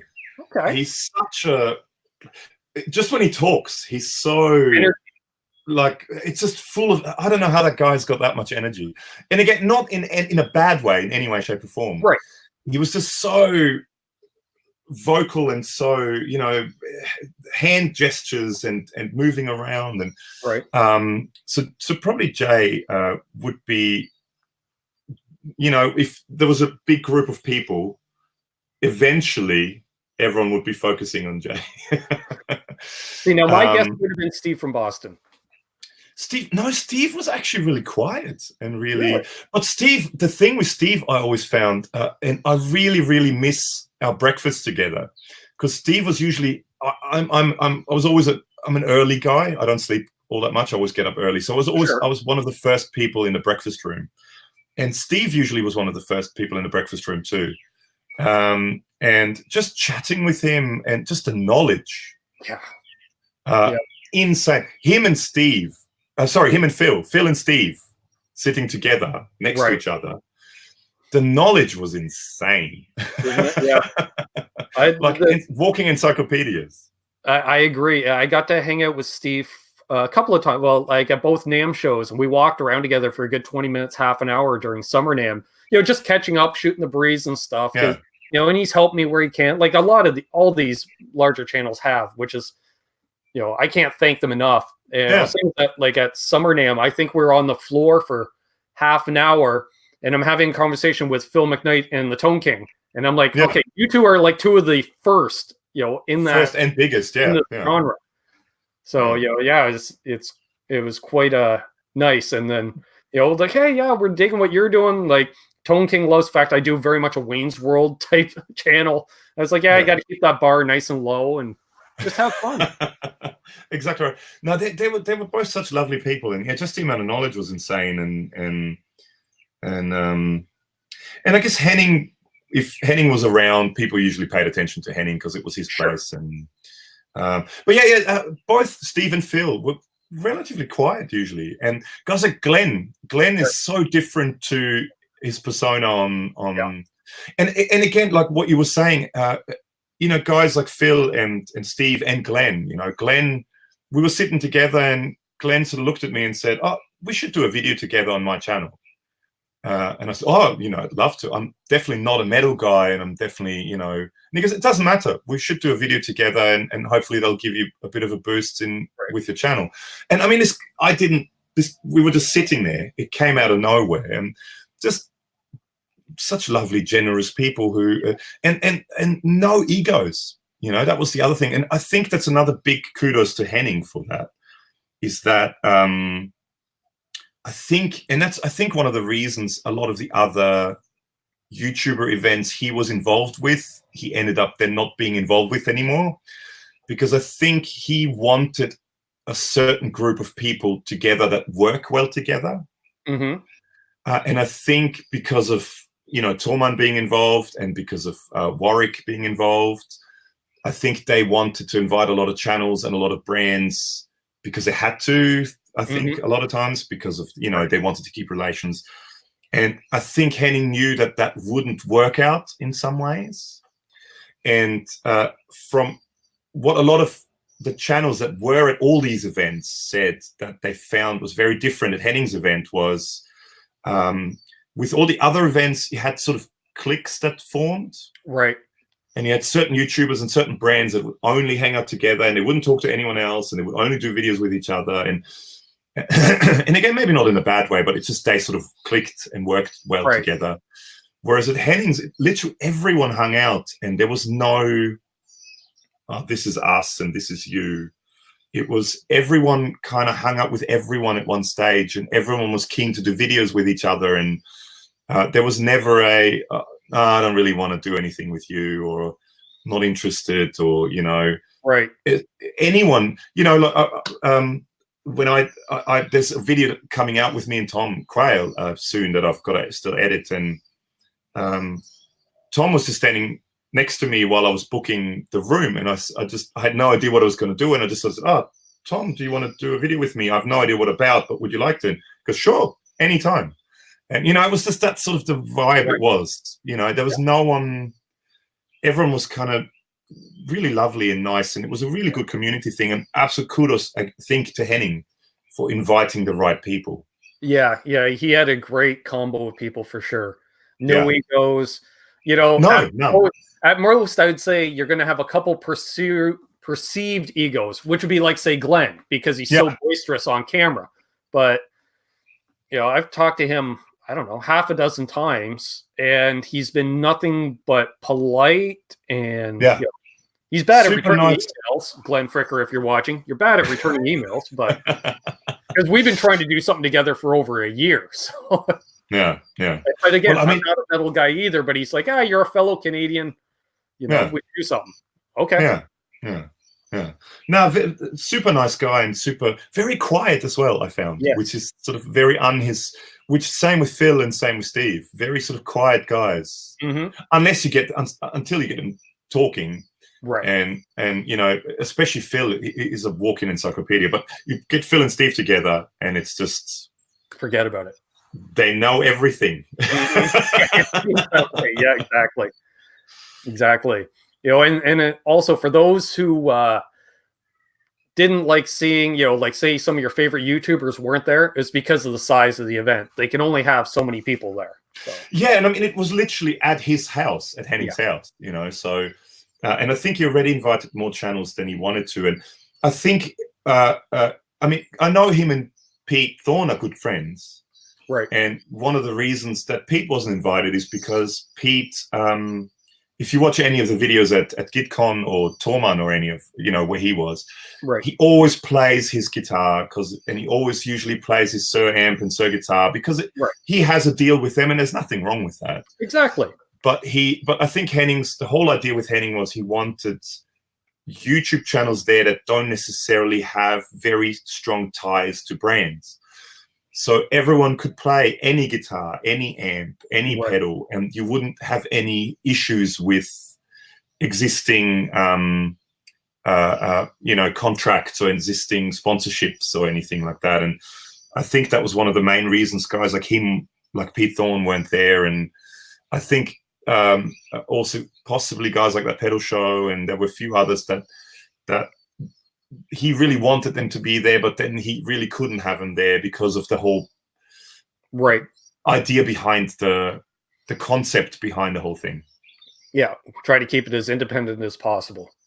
Yeah, and same with brands. I mean, he said he could have had a ton of other brands there, but and again, kudos to Henning. He sort of said, why bother having I don't know, the German distributor for I don't know, for Ibanez guitars there, right? In what way would that do anything good to someone from America or Canada or Australia? Right. So he had guys like the CEO of Engel there. He had Dave Friedman himself there. Yeah, and that's definitely the way to do it. Because I had heard that, speaking with fellow YouTubers, is like, we've known for what, 2 or 3 years now. You go over to Germany, you do these various events, and they're like, it's great, but none of the sales rep that I would ever deal with or product reps are there. Yeah. Because they're going to say, well, here, like for me, they say, okay, well, contact my guy in Montreal. Well, you contact the guy in Montreal. Well, unless the guy from Germany forwarded your info, he's like, I don't know who you are. Yeah. Same with this. So we had they had sponsors like Sennheiser, and there were, Sennheiser people, but then they had the German Sennheiser people, but then you also had links to names of people that were my Australian contact for Sennheiser, you know, and that person knows about it. So if I email that person, they know that I'm one of the guys who was at 42 Gear Street. Let's talk Sennheiser, Right. And they had, so it was, he wanted people there that could make decisions worldwide. So, I could have someone talking to, someone Ibanez locally. I could talk to someone from, whatever brand locally, or I could talk to the CEO of Engel, or I could talk to Dave Friedman directly, and they can send me things, So that was the whole sort of idea behind it. Yep, smart move, and definitely like his success, and I really hope Henning continues with it for sure. I hope so too, and I hope it goes well for him, and I hope people don't give him too much of a hard time. And someone said Dave Friedman is very giving of his time. He was, like he sat down at the dinners, every day after the filming, we all went out to different restaurants, all of us together, all the brands and YouTubers, and you just sort of sat on whatever tables. And one of the dinners, Dave sat with me, and we're just sort of chatting, and he was just talking about everything, and talking about Detroit, and talking about, anything that would come up, and just really nice guy, and he didn't have to do it. He could go and sit somewhere else or sit with people he knows, but he sat with me, and he sat, Rick Hollis was one of the other fellow Australian YouTubers that was there, who has a very small channel. I think he only has just under 1,000 subscribers, but he makes great videos. Right. And he was hanging out with Rick, and he didn't have to. He could hang out with the big channels, who would get him much more views, and much more probably revenue in the end, sales. But no, he hung out with me, and I was one of the smallest channels there, and guys like Rick, and I thought it was really good of him and good of all those guys. So yeah. Anyway, enough talking. All good. It's all good. I think everyone here in the chat follows most of the channels we're talking about. So yeah, it's not like we're talking behind their backs or anything. It's all good. So. Yeah. Tone Talk is an awesome show. Yeah, it is a good show. I enjoy Tone it. Talk is great. Yeah. Yep. And I mean, again, the knowledge. Dave Friedman is so freaking smart. Yeah. And I mean, the stuff he's done is just. He's worked with some. He's worked with everybody names in the industry. All the big guns, whether it be using his amps or he was building the rigs back in the day, all the switching rigs. Yeah. Forget about it. He's got his fingerprint all over the rock industry. That's for sure. He's about as up there as it gets. Yeah. So, yeah. I remember watching one episode of Tone Talk, and there was just like a wooden pallet sitting there with about a dozen Marshall heads sitting on it.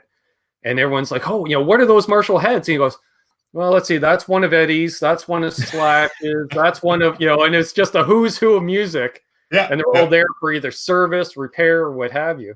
Yeah. No, he's the man. And I mean, and he's proven that he is the man, so.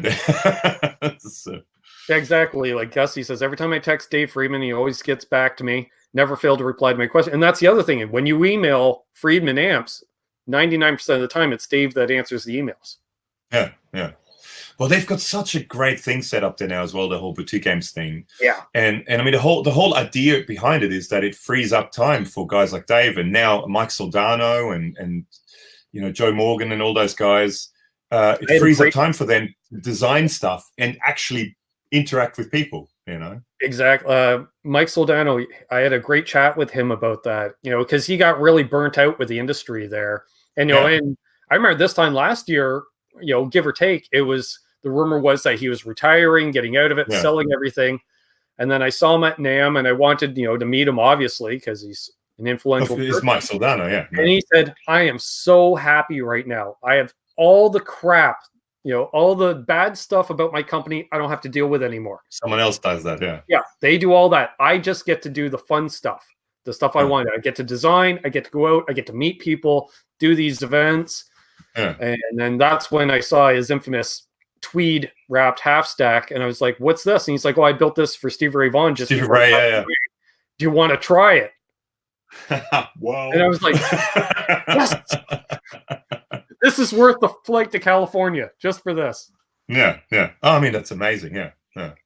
No, they've got a really good thing going there, and I mean, I wish them all the best luck, and hopefully it'll keep going well. But it seems like it's only growing and growing, and the stuff that comes out of that boutique games distribution place is amazing. So, and hopefully, cross fingers, there'll be some back there at some stage too. Yes. That's right. Brian Landry says, Ben, nobody talks to Mike Soldano for a little while. That was true. They were shutting down the place the first day, I remember. And we're like, I'm sorry, but we have to leave. They're kicking us out. And he's like, oh, yeah, come on back tomorrow. We'll pick up the conversation. I'm like, living the dream. You know, like you say, you know, like yourself in Australia or in small town in Canada that you've heard about these names all your life, and to be able to meet these people and find out they're just regular guys. Yeah, yeah, yeah. That's the best part. You find out that they're actually genuinely nice people. Tom, I do believe so. I think I had 6550 tubes, and I can't remember for sure. I just know that he said he had built that amp for Stevie just before Stevie passed, so he never actually took possession of it. Yeah. I watched a video on that. Someone, I remember, I don't know who posted the video, but someone posted a video on that. And they go quite in depth into the whole thing as well. And yeah. I just wanted to try it because first of all, it looked really cool. I'm like, a tweed Soldano? Okay. Yeah. Yeah. That's different. My niece said, honestly, I can't play anything. I know all the chords, can't play songs. Oh, I'm sure you can. Yeah, I think we're all our own worst critic. Oh, absolutely. Like I said, you know, guys like Tom Quayle going, when you ask him who's the worst guitarist here, oh, well, me probably. You know, and I go, no. Or it's this guy. I visited the Mag Slide booth, and RJ's like, you got to try these slides. They're great, man. Give it a shot. And the guy goes to hand me a guitar, and I'm like, I don't want to play slide in front of RJ Ronquillo. Yeah. I don't want to play any guitar in front of RJ Ronquillo. No, but sometimes you just suck it up. And Gabor, ever play any Little Crow guitars? No, never played any Little Crow guitars. Is that another Australian? That's Craig Tomlinson. Is that an Australian brand? Yes. Yeah, I know Shane from In the Blues has had a few of them. Little Crow. Okay, no, I never had. No, the only thing Australian I have. I don't know where that guitar is at the moment, but that's a parts guitar that I just put together not long ago that has Australian pickups and an Australian neck. That's the only Australian thing I've got guitar-wise. But I think there are a few more. There is one or two Australian builders that are going to send us a few guitars now. Oh, nice. So hopefully there'll be some more that sort of stuff. And again, Tim Guitars. He builds guitars, some pretty cool guitars actually, but I don't own any. But Little Crow, I need to check out Little Crow guitars. I'm one of the things is sadly, for someone who does YouTube videos and reviews of things, I'm so not in the know of a lot of things sometimes. Right. But I mean, there's so much stuff out there. It's so hard to follow all of it. and it's so hard to keep up with all the YouTube videos that all the YouTube channels bring out now, because I mean, there's just not enough time in a day. It's crazy. I'm running out of time, and I do have a wife and kids, and I do need to, at some stage, you know, every once in a while, I need to kind of pretend I am a father and a husband and do stuff with them. But yeah, it's just there's not enough time in a day to. But yeah, I'll check out. I've got to check out Little Crow, because yeah, we've one thing we started doing this year, and we sort of did a call out mostly for pedal builders, but for anything really, we're really keen to feature more Australian gear, which I mean, A, is much easier shipping wise, and B, I mean, we are starting to get a little bit of influence in what we do, you know, and people watch what we do, and we'd love to just bring Australian brands out there a bit more and help Australian brands, because I know it's very hard. I mean, from our point of view as well, it was so hard to start off being so removed, you know, and we are so ridiculously far away from the rest of the world that it's just so hard to get things out there, and we'd really love to. So if there's any Australian builders in any way, shape or form out there, whether it's guitars, amps, pedals, we don't charge you for any videos or anything like that. Just send us stuff. We will do videos of it and we'll send it back, you know, just to help Australian builders. Somebody has mentioned Ormsby Guitars out of Perth as well. I've contacted Perry recently, and I'm hoping that he may send us, because one of the things we do in our videos is we try to have, we usually use 3, 4 different, sometimes 5 different guitars. So when we do pedal videos or amp demos, we try to use many different guitars to show as many different sounds as possible. So, I mean, I'm a Jazzmaster guy, so I quite often use Jazzmasters, but I've got a Carvin, you know, which is a bit more of a rock guitar, but neither of us are metal guys. So neither Alex, the other guy, nor me have any sort of real sort of modern guitars. So I was really trying to get either maybe Ibanez to send us some stuff, or Mayonnaise. I was talking to those guys, and there could still be something happening with Mayonnaise. But I thought I'll contact Ormsby, being Australian, to maybe lend us, not even give us, but just lend us a guitar. And again, we're not asking for any money with that sort of stuff, especially when we approach people. We never ask for money when we approach people. If people approach us, it's maybe a different story. But if we approach people, we never ask for money, because I feel bad approaching someone to review something and then say, oh, by the way, plus you got to pay me for it, especially smaller builders. So yeah, I approached Perry, and hopefully, you never know, but I mean, he's such a big name now in that world, that, you know, we're a small channel, so he doesn't necessarily have to do anything with us, but hopefully it would be great. Aaron Cram was asking, is Japanese stuff easy to get a hold of in Australia? Yes and no. Well, I'm a big fan of, and there's, which way do I turn? This way. I'm a big fan of old Japanese stuff. So this is an old Fernandez. Okay. So I used to own, I don't know, maybe 5, 6, 7 different old Fernandez and Tokai guitars. I've moved a few of them on in the past, but Tokai, yes, Tokai seems to be quite popular here, and they make great stuff, I think, really, really good stuff, even though a lot of it is not necessarily Japanese anymore, but I like a lot of Japanese stuff, so especially old stuff, like Taisco stuff, Fernandez, Tokai, Greco. I'm a big fan of all that stuff. Also, I don't know if I can, is it going to turn that far? The other wall of idiot stuff. I've got an old, this is a Japanese made, which way? This, I can't do it. This way, here we go. This is a Japanese Mosrite. Oh, nice. Which I really, really love. And I mean, it's Chinese, but that's an Ibanez, which is also more of a Japanese thing. And there's a lot of Japanese Fender stuff here. And I think the Japanese stuff is really good. Yeah, I agree. I'm a massive fan. I agree on that. Yeah, I've always been a fan of it. Unfortunately, no playing tonight, SD Design. Monday nights for music. We just talk and shoot the breeze on Sunday nights. Oh, it'll just compress and sound like it's underwater, anyways. Well, it's Monday for me, but it's 10 to 12 lunchtime, almost lunchtime. So it's too early to play. All right. Well, and like I said, Monday is the day I try not to play guitar. We'll go another 10 minutes. We were going to end it 20 minutes ago, but why not? We'll take it to the top of the hour. Oh, cool. I mean, I'm easy. I'm happy. Awesome. Let's see here. Gabor, I've heard that Cole Clark may have been bought out by another company. Is this true? One of the shops in Cincinnati said they can't get Cole Clarks anymore. Perhaps my info is bad. I haven't heard anything about that yet. I will actually. I'll check.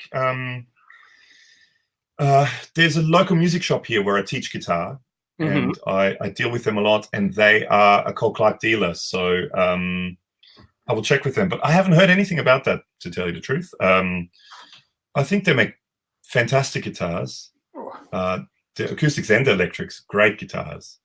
But I mean, sadly, these things always happen nowadays. It's something works well, and then a bigger company will come and try and buy it and take it over, and then quite often run it into the ground. But then quite often you get that the original owners from the company start a new company under a different name.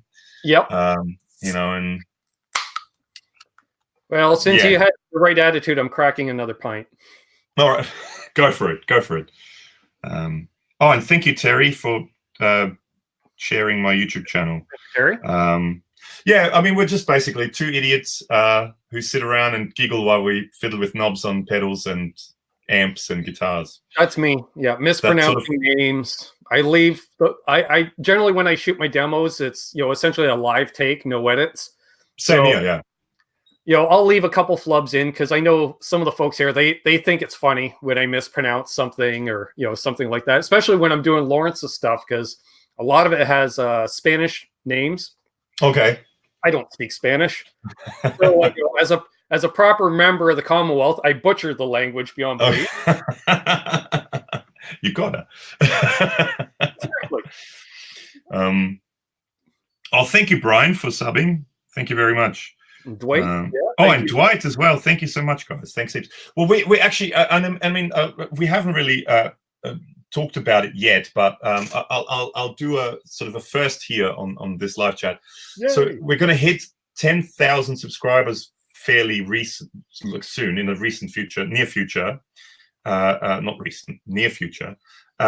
we're going to do a bit of a giveaway with the good guys at Rev. So there may be a pedal or multiple pedals. We'll find out.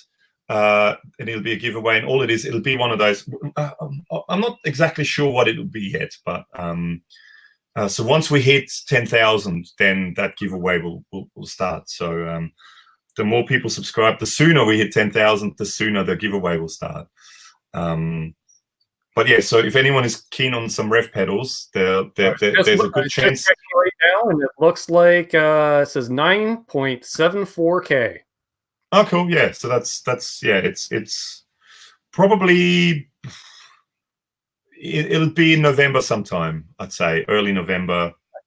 The way things have been going lately. Yeah, it's been going. I mean, I'm almost at 1,500. Yeah, I've been flat for a couple of weeks, Phil. I think I've kind of reached the peak on this channel. I'm not sure at this point. Is Mick Dundee as cool of a legend in Australia as in the US? Well, he was Paul Hogan. I mean, I think he's still alive, but he was a comedian basically here, and he had a sort of a kind of a variety show. This is even before my days in Australia as well. He had sort of a variety comedy show here, where he did sort of sketch show, skit show, I guess you would call it. And he was quite well known. And then, I mean, the whole Crocodile Dundee thing gave him worldwide fame. But Australia is a little bit, it's one of those kind of countries that, and I don't know if Canada is the same, maybe it's a Commonwealth thing. But as soon as someone kind of gets too famous, you kind of go, stop it, you idiot. Don't get your head in the We have a clouds. bit of that, but then again, that's the big thing. It's like every actor, comedian, band, it's one thing to break big in Canada, but we got to break into that American market. Well, yeah.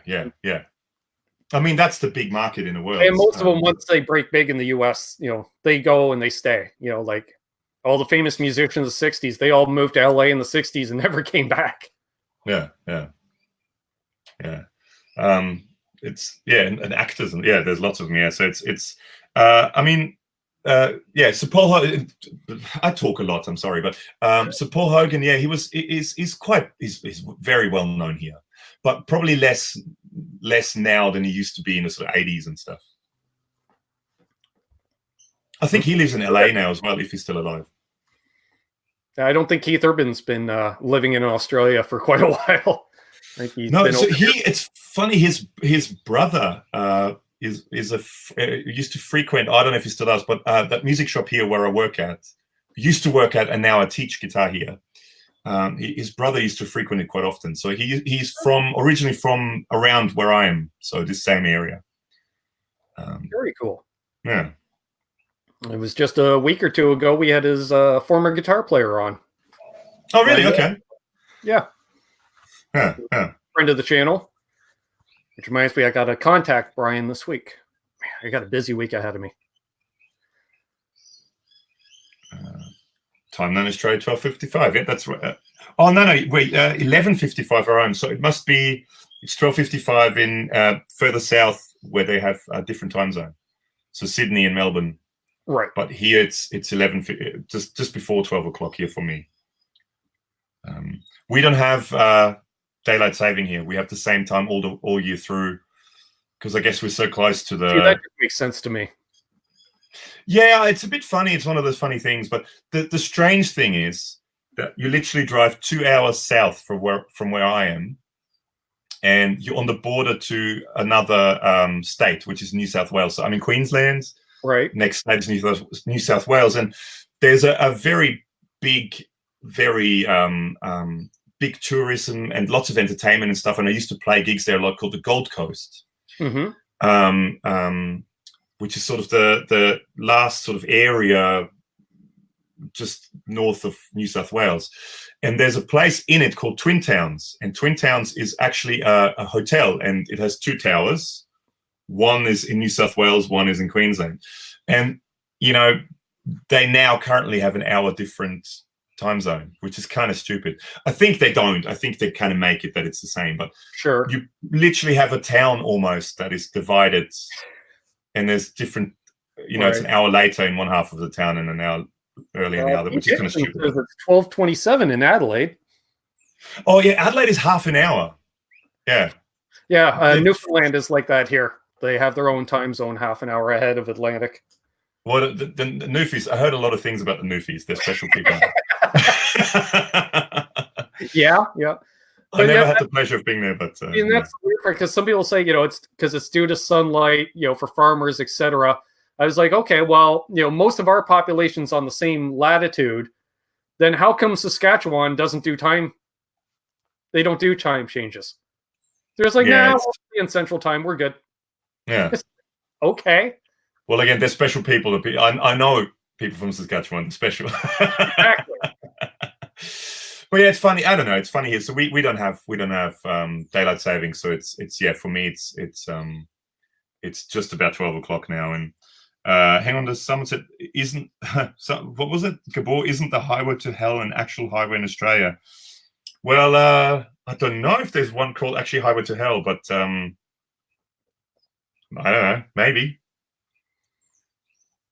Most highways, if I drive on them and after a gig and the sun is coming up again in the morning, to me, that's a yeah. Because there's something very wrong with that.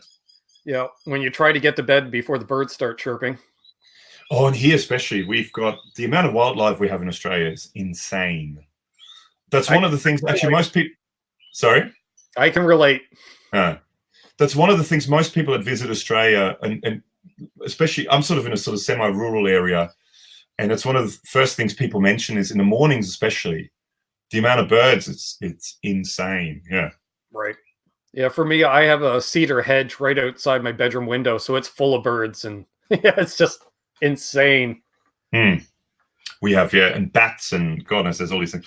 Phil Bradshaw's asking, where am I again? So I'm on the Sunshine Coast in Queensland.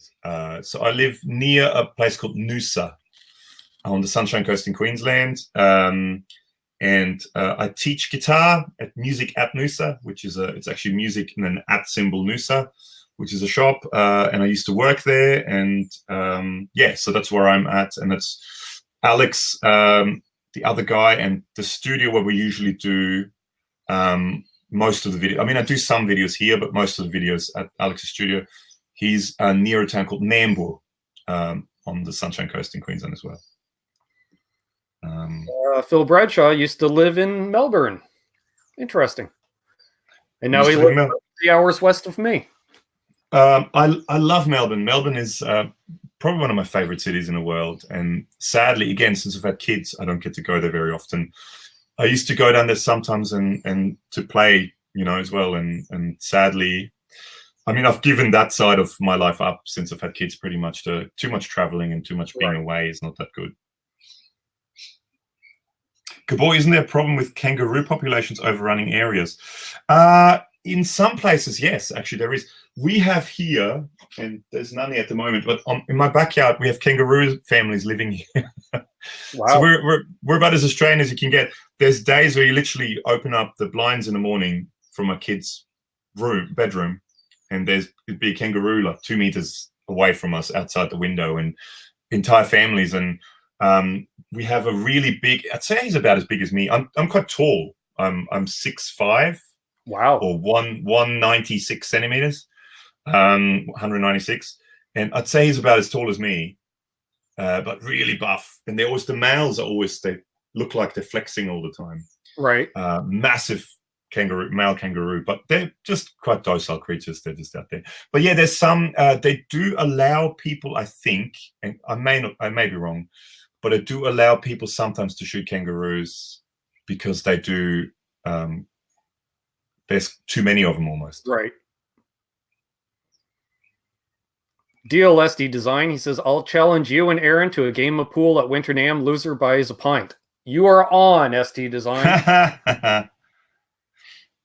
Tom Hahai would be scared by an adult kangaroo. Well, the females are all right. And it's just the males, because they're so freaking big. And if you ever look up a picture, like just Google a picture of a male kangaroo, and they all have this, they're really muscly. Right. And it just looks like they're flexing, you know. But really, you know, like if you look at a picture of, I don't know, Bruce Lee or someone like that, you know, really skinny, but muscly. Yeah, just ripped.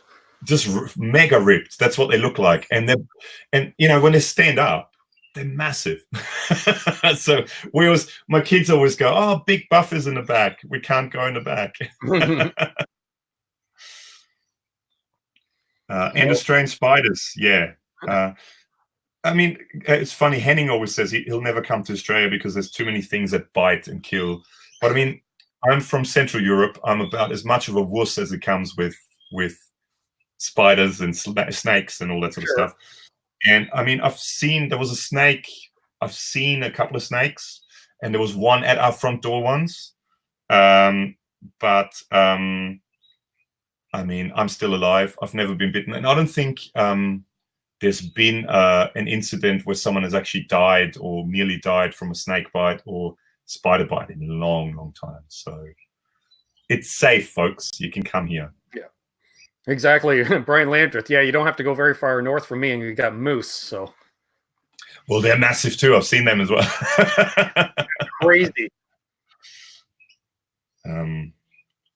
I've seen a male kangaroo up close through glass, and I was like, nope. Yeah, they're. I mean, there's different types of kangaroos too. If you see one of the red ones, they're even bigger. I'd say they'd be a fair bit taller than me than the males. But so these are the grey. I think they're called. Are they just called grey? Eastern grey kangaroos, I think, that we have here. But yeah, he'd be almost 2 meters standing up, which is, I don't know, 6'6" or something like that, 6'6". Huntsman on the wall behind me. Don't say that. Don't do that. if it was actually one of the funny things about 42 Gear Street. Just quickly, I mean, you don't get a lot of big spiders and stuff in Europe, but about maybe 2 or 3 days before 42 Gear Street started, Henning started a messenger group chat with everyone coming, so you could organize things. And he posted a picture of a big spider in his hallway, and he said, "Okay, that's it. Event is off. There's a big spider in my house. I'm out of here." So yeah, no, don't say there's a big huntsman behind me, because I hate those things, and they do get very big. Yeah, here, sadly. But that's what I got my wife for. She gets rid of them. She's a native Australian. I'm a Central European wuss. Exactly. I know the feeling. I know the feeling.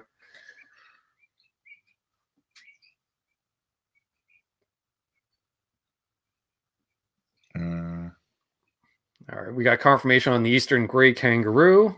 Eastern Grey's what it is, yeah. Kangaroo is quite nice too. Yeah, I've eaten kangaroo before, and it's a very gamey meat if you like that sort of stuff. Right.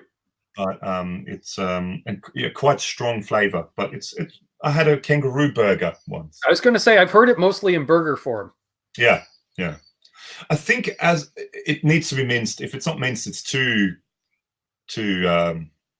tough. Quite tough meat. But yeah, it was quite a strong sort of gamey flavor, but it was quite good. Phil Bradshaw agrees with you. Anything with more than 4 legs is a problem for him too. Yeah. 6 legs, I kind of go, nah. 8, nah. Somebody had asked, and I missed who it was. They're asking if you owned a Rickenbacker. No, always wanted to, but never have. No, I always wanted a 12-string like the Edge was playing. Mm-hmm. That's what it was. And I also Jeff Martin from the Tea Party. There's a bit of a Canadian reference. Yeah, he played for a little while. He played a 12-string Rickenbacker, and I always liked the sound and look of that. And yes, that's right. He did spend a number of years living in Australia. Actually, he might even still spend part of his time there. I think in Byron Bay. Yeah, he which is just south of the border to New South Wales. What I was just talking about, or not far south of the border. He spent quite a bit of time.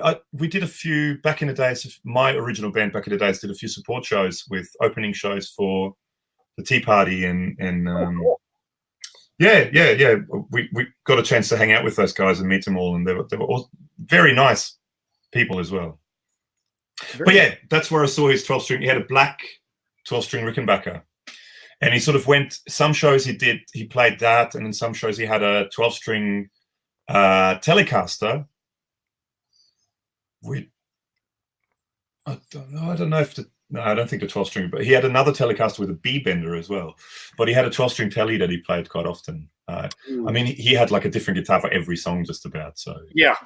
When I different open tunings, swapped out guitars after every single song, because I think every song is in a different tuning, just about as well. So I think he may have perfect pitch, because he was tuning guitars during songs. Or right before, and he was still handing them out, and it could be 2 songs in a row in standard tuning. But literally, when I saw him, it was 2 Les Pauls just getting flipped back and forth every song. Yeah. Well, he had. I read an article about him, and he was talking about perfect pitch and how he what is it called, synesthesia, when you see sound in colors. Mm-hmm. So he said, and different, and he said. I think they do a couple of shows with an orchestra or something. I think they toured with an orchestra. I believe so, yeah. And I think in the interview he was saying, watching an orchestra for him, all the colors that come off it. It was just watching it was amazing, even more amazing than the sound of it. But so yeah, I think you're right. He's got perfect pitch and that synesthesia stuff.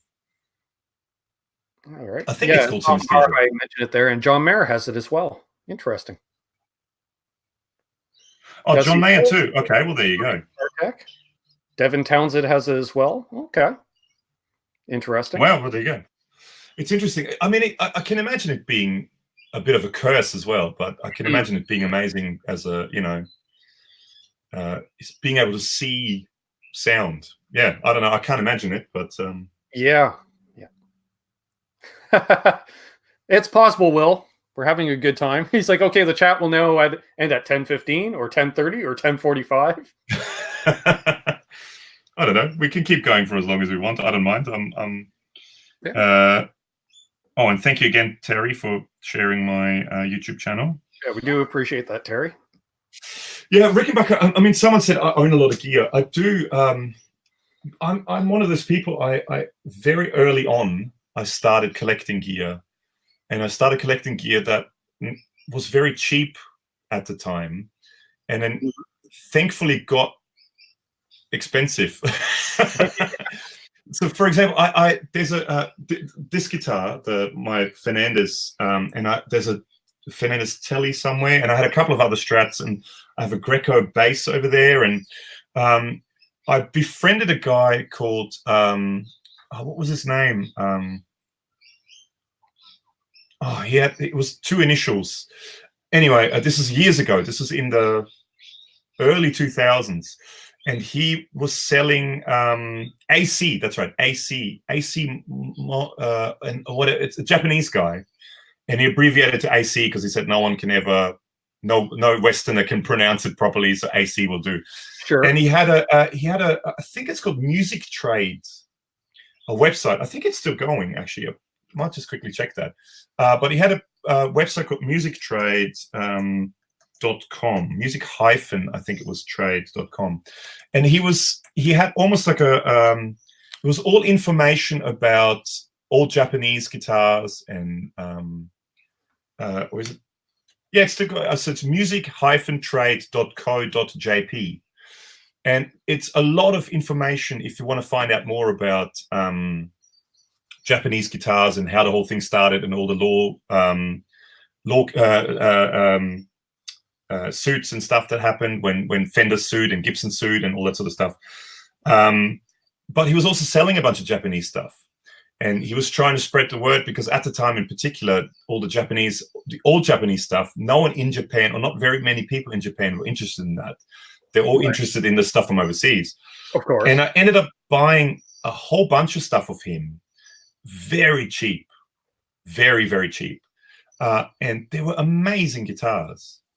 And I slowly, I played them all, and then I ended up keeping the ones I really like. So hang on, I'll see if the cable's long enough. But this one is one that I ended up keeping. So it's an old, it's called a Stone logo. So if you ever see this Fernandez logo. Oh, yes. That's called the Stone logo. So this is from probably somewhere between 78 and 79. Well, that would definitely be an early one. So that's I mean, most of them started, a lot of those sort of copies started in the mid 70s, maybe 73, 74, they started doing a lot of that stuff, but only for the Japanese market. But they're such great guitars. So that's probably my favorite. I'm not a massive Strat fan, but that's my favorite Strat I've ever played in my life. Still, and I worked in guitar shops and had access to a lot of high-end stuff, and I still think it's my favorite Strat I've ever played. So I ended up buying a whole bunch of them and playing them, and I kept the ones I liked, and I started selling a few. And originally I started selling a few to some of my guitar students, quite cheap as well, just so they can have something good and cheap. Right. And then it sort of gradually, this trend started happening of all Japanese guitars getting more and more and more and more expensive. And in the last couple of years, I ended up selling a few of them, one for as much as I spent on all of them combined, probably. Right. So I made a bit of money on it, which was good. And then the way I usually do things is money I make from selling gear, I reinvest in gear. So I end up buying more stuff. And again, things like that, 64 Melody Maker, I bought stupidly cheap. And now it's worth a whole lot more. Also, this is a 1959 Silvertone. Oh, wow. So it's one of the original Silvertones. Right. They're quite collector pieces now. Oh, but ridiculous. When I bought it stupidly cheap. of someone on eBay who at the time, the neck was all warped because they used to play, a lot of people, they don't have truss rods inside of them. And a lot of people, because they put heavy strings on them, blues players and stuff, the neck started warping. Right. And then they started using it for slide guitar. But you can actually do things to straighten the neck out a bit more. And it's a fantastic sounding guitar. Just the pickups in those de-arming pickups go for ridiculous amounts of money now. Same with, I bought this thing, which is so this is 54, I think. Sorry, did I say? I think I said that's 1954. That one, and this, which way? This one, that's a 1959 Silvertone. Again, slightly modified in parts and different tuners, but the pickups are original. And again, I bought it stupidly cheap off people that they didn't really know what it was. And at the time, in the early 2000s, no one wanted this stuff. But I was fine. There's so much mojo in vintage stuff, and I loved it. And I ended up buying a few guitars, and I bought some original Mose rights and all that sort of stuff back in the days when no one wanted it. And gradually selling. And that's sort of how I accumulated a lot of gear. And again, hang on, let's see if we can see it, if we can go far enough without unplugging things. But there's a whole wall of pedals there. Oh, you can't. All DoD pedals. See, I knew you had a collection of DoD pedals. I'm a massive fan. I think it's the most underrated pedal brand in the history of pedal brands. Yeah. And I mean, that's starting to get more expensive, and it's starting to get harder. It's getting harder and harder to collect that stuff because it's getting more and more expensive. But I mean, I started collecting that stuff in the late 90s. Right. I mean, there was that time when they released like the grunge and that stuff when everyone was kind of into DoD. But then come the sort of second half of the 90s, DoD was considered this cheap, crappy thing. DoD and Boss, no one wanted DoD and Boss stuff. No. Boss was your dad's pedals, and DoD was looked at like Behringer is now. Now, exactly right, yeah. Even though they're cheaply made, but they're still US-made pedals, and you know, they were quite revolutionary in a lot of things. So my question to you is, how many of them actually still have the battery covers? Well, yeah, they're probably 3/4 of them. Wow. Yeah, and there is a guy, for anyone interested, and I mean, this is massively nerdy stuff, but the DoD battery covers, and there's also the other thing which you probably couldn't see, but there's which I think is probably one of the most revolutionary pedal series ever, the Digitech PDS series, which is the dual pedal Digitech, which, I mean, Digitech was the digital side of DoD. Right. A lot of people don't realize that, but Digitech was originally a branch of DoD. So DoD was the parent company, and Digitech came along as on the side as the digital, affordable digital, you know, thing. So they released a series called the PDS series, which were dual pedals, and no one else did anything like that in those days. I'm talking late 80s. Right. Super revolutionary, to the point where you have distortion pedals where you can switch different diodes, and you can switch the path, you know, different paths, and you can have two running into each other, and you can switch which one you want running into which, all with little, like, you know, Chase Bliss style switches. And those are options that we look for these days. And they started it back in those days, and no one wanted this stuff in the late 90s, early 2000s. So I mean, some of these pedals are literally picked up for $10. Yeah, I believe it. And now they're starting to get worth more. And I was sort of collecting them for a while, and then I kind of went away from it, and now I'm back collecting it. And I'm really hoping eventually I want to have everything that they made in the 80s and the 90s, and I do these videos of them. And again, no one pays me for them.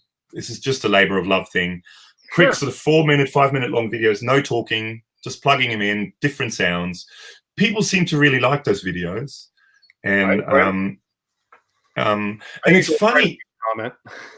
Yeah, well, you always do that. But I mean, it's funny now. You watch the JHS vlog video, and he talks about DoD, one of the most important brands in his life, and there's all these pedal makers that really rave about DoD, but DoD is still seen as this cheap, crappy thing. Yeah, it's funny. There's a running joke I've seen in the community that, you know, it's like every time Josh Scott mentions a pedal, it doubles in value.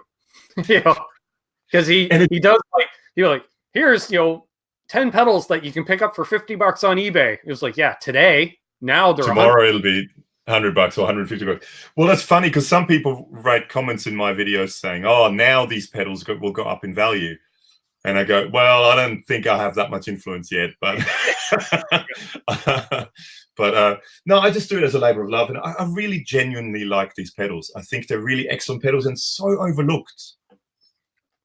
Yes, Dan New Jersey mentioned the DoD envelope filter. I had a lime green DoD envelope filter that I sold to my co-host a couple of years ago, and unfortunately he got rid of it before I had a chance to get it back. But it was a great little pedal, and I still have my DoD Octoplus, and that was on my gigging board up until a couple of years ago. The Octoplus is one of my favorite Octavas. We're going to eventually, we've been saying we're going to do it for a while, but we haven't gotten around to it, but we're going to do a whole bunch of vintage Octavas shootouts. So I've got an old Electroharmonics octave multiplexer, and we've got an old Japanese Boss OC2, and one of the Ibanez ones, and we haven't gotten around to it. But the Octoplus is excellent. It tracks really, really well, actually, I think. Yeah. Brian Wayne, Boss Mega Distortion is way underrated. I fully agree on that. See, I keep looking behind the same. me. I used to have 50 pedals behind me yesterday, and they're all gone now, so I keep looking. I'm like, oh, yeah, right. I don't have my pedals up anymore. I've got a whole bunch. I've got one wall is all DoD stuff, and then I've got the other wall, which is all the Boss stuff. And I think some of these old, like the Boss Digital Metalizer, such an underrated pedal. Yeah, I love all the metal pedals and stuff that Boss brought out. And I mean, the HM2, everyone raves about that and loves that, but the HM3 I think is excellent. Digital Metalizer is excellent. I always like the Metal Zone. I have to say, I think just one of those people just look at that stuff and frown upon it because they think it's cheap and going there. But I think it's actually genuinely good stuff. But people don't buy it because I want to buy all of it before it gets too expensive. Or if anyone has any DoD stuff that they want to get rid of, let me know. Because, and I mean, yeah, a lot of them are literally one-trick ponies because they'll sound good one thing and everything else will sound crap. But I mean, they are fantastic at that one thing. The envelope filter is great. The DoD 250 is one of my favorite ever drive pedals. Mm-hmm. I just did a video. I just released a video of the Chorus, the old Chorus FX60, I think it is. Which I think also we're going to do a video A-Bing it with, or not A-Bing, but doing a shootout with the CE2 Chorus, the Boss. I think it beats it any day. 30 years is my CE2. Yeah, yeah. They're such great old pedals, and I mean, Boss is getting the hype it deserves now again. I think they were very smart with the whole Wazacraft thing and everything, but DoD, sadly, Digitech, I mean, in a very not nice way, sacked Tom Cram and all his staff. And actually, very amazingly as well, Tom Cram contacted me because I'm doing all these DoD videos, you know, and so a guy like Tom Cram to contact me and say, oh, what you're doing is really great, you know, because I think DoD is such an amazing, underrated brand. You know, I think that's amazing. And yeah, DoD rules. Speaking of guys with demo pedals, welcome to PJ and the Beard. They do weekly and sometimes more in a week gear demos. Hello, PJ and the Beard. I've watched a few of your shows. Yeah, good stuff. Excellent. The PDS 1550 programmable distortion, the big yellow one, was my second pedal back in '85. I have two of them now. One of them I want to modify. Yeah, that's the one I was talking about. That so you open it up and there's all these little dip switches in it, and you can route it in all these different ways. It's amazing. That's insane. Way ahead of its time, and things like actual pedal loopers. I mean, they were the first people to have that 8-second pedal looper. And you know, and you know, I have one of the MIDI switches. So it's a MIDI switcher where you can pre-program MIDI stuff. And I mean, for their days, they were so ahead of their days. But anyway, that's just me. Peeler mentioned Orion pedals. Yeah, they were great too. Yeah, they're another one of those very cheaply built, sadly, but great sounding pedals. And Brian Landreth, he says, if you ever figure out that trio, you'll love it. Yeah, I'm still waiting for Aaron to send it to me. Brian sent a bunch of pedals to me this summer, and he had them delivered to my buddy Aaron outside of Chicago because it'd be cheaper for mailing them.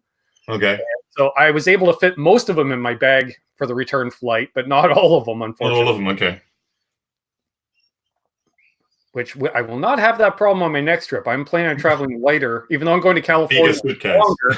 I was like, you know what? I'll get 2 days out of a t-shirt. I'll do laundry if I need to while I'm there. Yeah. Digitech Polaris, Lexicon River. Yeah, so Digitech did, because I think Lexicon and Digitech are both owned by Harman. Or I don't know if Harman still owns it or not, but anyway, but I'm not sure on that. I think they both were owned by the same company, so they used, and what was it, Supernatural? I think that had a whole bunch of Lexicon algorithms in it as well. Right. Now the Digitech, and I mean with Digitech as well, things like which was at the time DoD, the whammy pedal. I mean, no one else did anything like that. Oh yeah. I've done here. You can probably just see next to the Strats. There's one of the old Digitech talker pedals. Okay. Which at the time no one did that. You know, where you plug a guitar in and a microphone in, kind of like a vocoder for guitar. Right. And there's a Whammy 2. I love that stuff, and I collect that stuff, and oh, sure. I think it's amazing stuff. So Tom Harhai saying Samsung owns DoD, Digitech, Lexicon, and Harman. Oh, so Samsung owns all of it now, yeah. Well, I think that's when Tom Cram and his entire team got sacked, that's when the new owners took over, which is always sad because, I mean, Tom was sort of trying very hard to bring DoD back. Yeah. And did a really good job, I thought, at it. But now it's sort of, yeah, that was sort of put on the back burner again. And any thoughts on Tone King pedals? I haven't tried any myself. Me neither. No. There's a local, well, not local. It's in Brisbane, so it's about an hour and a half drive from me. Shop called Signal Chain, which, hello Roger, if you're watching or if anything. He's a dealer with Tone King. And we've been meaning to go down to that shop for a while. But it's just time. Never have the time. What happened to Howard from Cattle and Bread? I heard somebody was let go from there. So I'm curious to see. Well, Howard was sort of the main guy, wasn't he, in the end? After whatever the guy died, unfortunately, the guy who started it. Mm-hmm. And then Howard sort of became the face. And then, yeah, I don't know what happened, but he sort of disappeared. And Cattle and Bread sort of semi-disappeared now. They haven't really done much lately, have they? Yeah, BC Rich was just asking, did they fold? I was at their booth at Winter NAMM last year. And again, you know, great contact, spent about half an hour talking with the guys about doing some stuff together. And then it never really turned out for whatever reason, you know, these things happen. So that's also one of my favorite delay pedals of all time. Nice. The Ardens Echo, which is their sort of oil drum delay simulation. They made some fantastic stuff, Cattle and Bread. Also, Alex, the other guy from the who does videos usually, he had a Silver Kiss on his board for ages. Great. They make really, really good stuff. I hope they're not. But I mean, when the founder owner dies, I mean, that's always a bad thing. And I think it was just was it a car accident or something like that? I think so. That sounds familiar. Yes. So it was a very sudden thing. So yeah, it looks like possibly his wife took over, and maybe it looks like, according to Tom, unverified folks, that Howard was fired against others' advice. We'll go figure. Yeah. Yeah. Well, I think Howard became sort of the face. He did all the videos and he seemed like a really cool dude. Again, never met any of those people, but he seemed like a really cool dude. And yeah, Ecorec, I never had the chance to try it, but I'd love to try the Ecorec. Mm-hmm. It's, again, we're so removed here in Australia, so it's very hard sometimes to even try stuff out. Yeah. Unless you fly to Sydney or Melbourne, and then you sit in a music shop and you never really have time for anything. So, or you can't really try things out really anyway. So. Right. Yeah, that's why I try as much gear as I can at a trade show the first thing opening day before everyone gets in there, you know. Yeah, yeah. But it's always different with your own gear and your own amp and your own guitar, and yeah, it's yeah.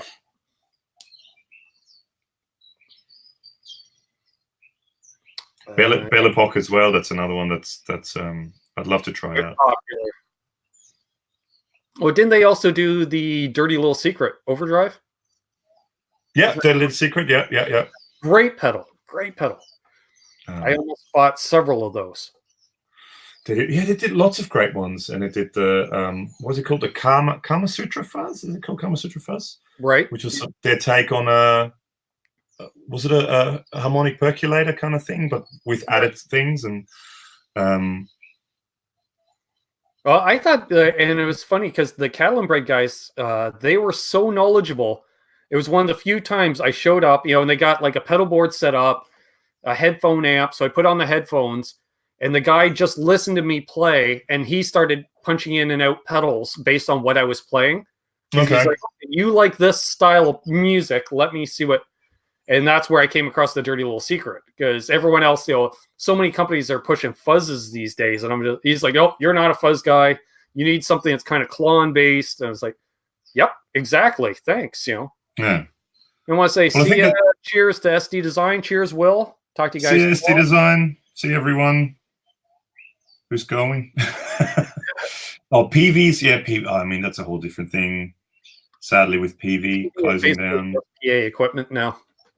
Yeah. And it's a shame to see some of these companies go, like PV and Carvin as well. I mean, I used to work sort of for them, and the guitars are fantastic. I still got, there's one somewhere here, or two. There's like a Strat copy and like that sort of PRS looking one.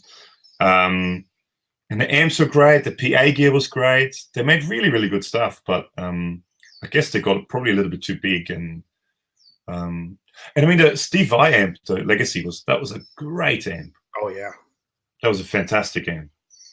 Yeah, Carbon always made great stuff. Always, they had such a great rep. Yeah, and I mean the Kiesel guitars are still going strong, and but yeah, the amps are great. They had lots of great amps and lots of great PA gear and lots of great stuff, and even tube condenser mics and stuff. I mean, they made everything. Yeah, and it was quite good quality. So. Hey, little Rody guitar. Did you get that Les Paul fixed up? Little Rody guitar had a Les Paul on the bench today, I saw. The Legacy pedal and the X100 preamp pedals are solid. Yes, I agree. I've never had a chance to try the Legacy pedal. That was after I stopped working for them. So that never happened, sadly. That sort of preamp pedal that they brought out. But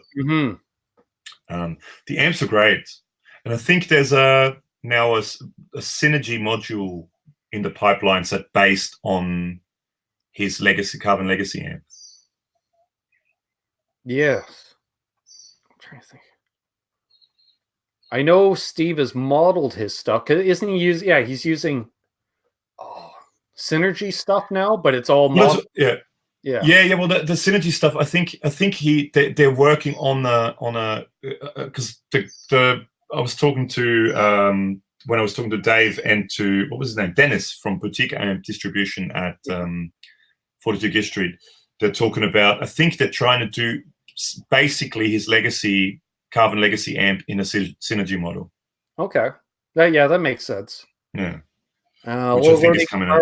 Apparently has a crappy soldering iron, so he had to order another one. Right. Because he was putting chrome covers on pickups. See, I remember my social media. Not that I saw the post, like, I think just before you had jumped on this evening, so. Okay. Synergy is a great concept, soon, Fred. Yeah, well, and it's Synergy is sort of, I think, all the guys at Boutique Amp. So Dave Friedman is involved, Bruce Egnater is involved, Joe Morgan is involved. I think now Mike Soldana will be involved.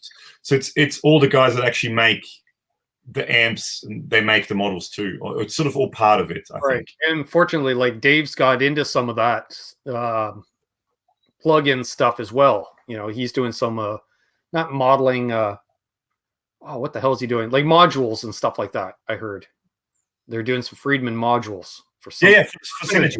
Yeah. Synergy Friedman modules. Yeah, that's what I mean. Because I think he's actually very involved in the whole Synergy thing. Mm-hmm. So it comes out of boutique amp distribution as well, Right. which is why you get official Morgan ones and official Soldano ones and all that sort of stuff, because they're all involved in it. Wonder if Brian Wampler's going to do one, because he's involved with boutique too. He's in boutique, yeah. And why not? I mean, he released an amp at one stage, or yeah, I thought so. Yeah, it's a thing, or just like the perfect pedal platform amp, I think he called it. Yeah, which would make sense to me. Yeah, absolutely, yeah. Well, again, hopefully Synergy stuff. There will be some coming sooner or later. Hopefully, cross fingers. Yeah, and there'll be some reviews on that on our channel. Hopefully sooner or later. But I really like the idea of it, the concept of it. I think it's a great concept. Mm-hmm. Well, yeah, it's kind of that hybrid in many ways. Yeah. So and then you can either use their power amp or you can run into any effects return of any amp. Mm-hmm. And use that, and I guess you get different sounds. And I think from a studio point of view, because you can have just a rack mount where you can, I think, put 3 modules in it. Right. That would be fantastic. That's actually what I'm really interested in. Otherwise, the studio is going to look like Henning's place with a wall of amp heads. Well, that wouldn't be a bad thing either. But, no. That's an observation, folks. Just an observation. Yeah. It was quite imposing at Henning's place, walking into there and seeing the wall of amps. Yeah, I bet. Yeah, it's great layout. He's got the setup, with that switching room. I love it. But I love the fact he essentially still records videos like us, live off the floor, just way more infrastructure with all because he does all the switching live and stuff like that. The amount of cameras in his place is insane. I mean, it's unbelievable. And I took a photo you can see it on my Instagram. I call it the cockpit. So where you sit and do the editing, it's insane. Like the live switching. Right. And you never know which camera to look at. And then there's cameras on moving things, and it's just, it's amazing. It's a bit overwhelming. And a bit overkill for my kind of thing. But I mean, he does it well and he likes doing it. And yeah. Exactly. Well, my sister has to go. See you, sis. Talk to you soon. Have a great night. Say hey to the family for me. Ever tried the SLO Engel Dietzel Synergy modules? I've played through one of the Friedman Synergy modules in one of my videos at Henning's place. And it was one of those things where I wanted to try out more, but you just couldn't, because you just couldn't get to the rooms. And it was every day at 6 o'clock, filming would stop. And whoever did the last video probably usually ran over a bit as well. And then all the cars are waiting to take you to wherever dinner was already. So there was no time.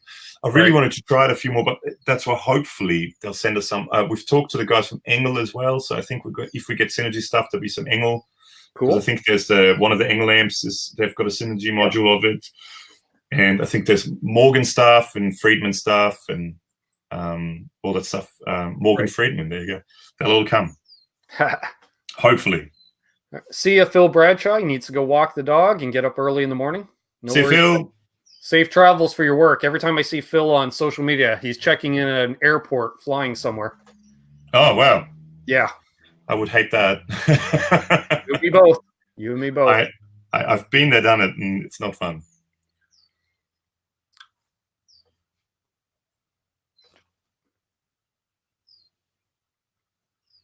Wow, Janice has 1,100 notifications waiting. I suggest, Janice, you start watching stuff at 2 times playback. Wowzers. That's a lot. Oh, okay. Phil says no more travel for me. Change jobs, same employer. Well, even better. That's always handy. Oh, Craig Tomlinson has several modules, but no high gain models. Yeah, well, that's one of the things, again, what I'm sort of hoping was what I was hoping to do with Synergy stuff is but neither Alex nor me are high gain kind of guys. So trying to get more high gainy stuff for videos would be kind of good, more modern sounding stuff. I use high gain a bit, but it's more when I want to do that really over the top sunset strip stuff. Okay. Okay. Well, Basically, I mean, blues rock, but with just high gain. I still do a lot of high gainy stuff, but usually through pedals. I mean, amp wise, I mean, in saying that the bass breaker can get pretty high gain, but it's not really a high gain amp. Just to get that modern sound. All right, yeah, keep those questions coming, folks. We got a lot of great stuff covered here. We should do. How about we do one more question, folks? We've been going over 2.5 hours. We'll do one more question, and then we'll probably call it a night. I was going to say I probably have to go sooner or later too, but more metal. Yeah, more. We all need more metal in our lives. Little Roadie Guitar. Did you buy that bass you showed the other day, Ben? Not only did I buy it, I used it at a gig on Friday night. Oh, and Brian Landreth says, Gabor, did you get in touch with Stephen Fred? He may hook you up with on the synergy. Well, I was talking to Dennis, who's one of the guys from Boutique Amp Distribution, who was there, and he was talking to us about synergy, and I think through them, because he's sort of more the, I guess, rep, you would call it. Right. So hopefully, but I mean, I might contact Stephen Fred as well, but yeah, hopefully it's all sorted out already and in the process of being happening. The thing with 42 Gear Street was just after 42 Gear Street was a big German trade show. Just after that was a big, I think, Chinese trade show, and just now is a big English trade show on, or was just now, or something like that. So there was this trade show tour where all the same people that were there, they all went from one trade show to the next, to the next, to the next. So I think now things are starting to come back to normal. So now I think a lot of the brands that we talk to at 42 Gear Street now will actually start sending us stuff. So awesome. Well, I think that's a good note here. Do you have anything to add, my new and good friend? Because I think we're friends now. Well, absolutely. And I felt like I knew you already from all the being the moderator for all these YouTube live streams that I watch. I missed actually RJ's last one on Saturday because it was my daughter's birthday, so I didn't work that night. And after a day of running after a 6-year-old with birthday and stuff, it's because it's midnight here when RJ's live stream is on, so I didn't stay up. But yeah, no, absolutely, we're absolutely friend now. Nothing really to add. No, just thank you so much for having me, and it was good fun. And let's do this again sometime.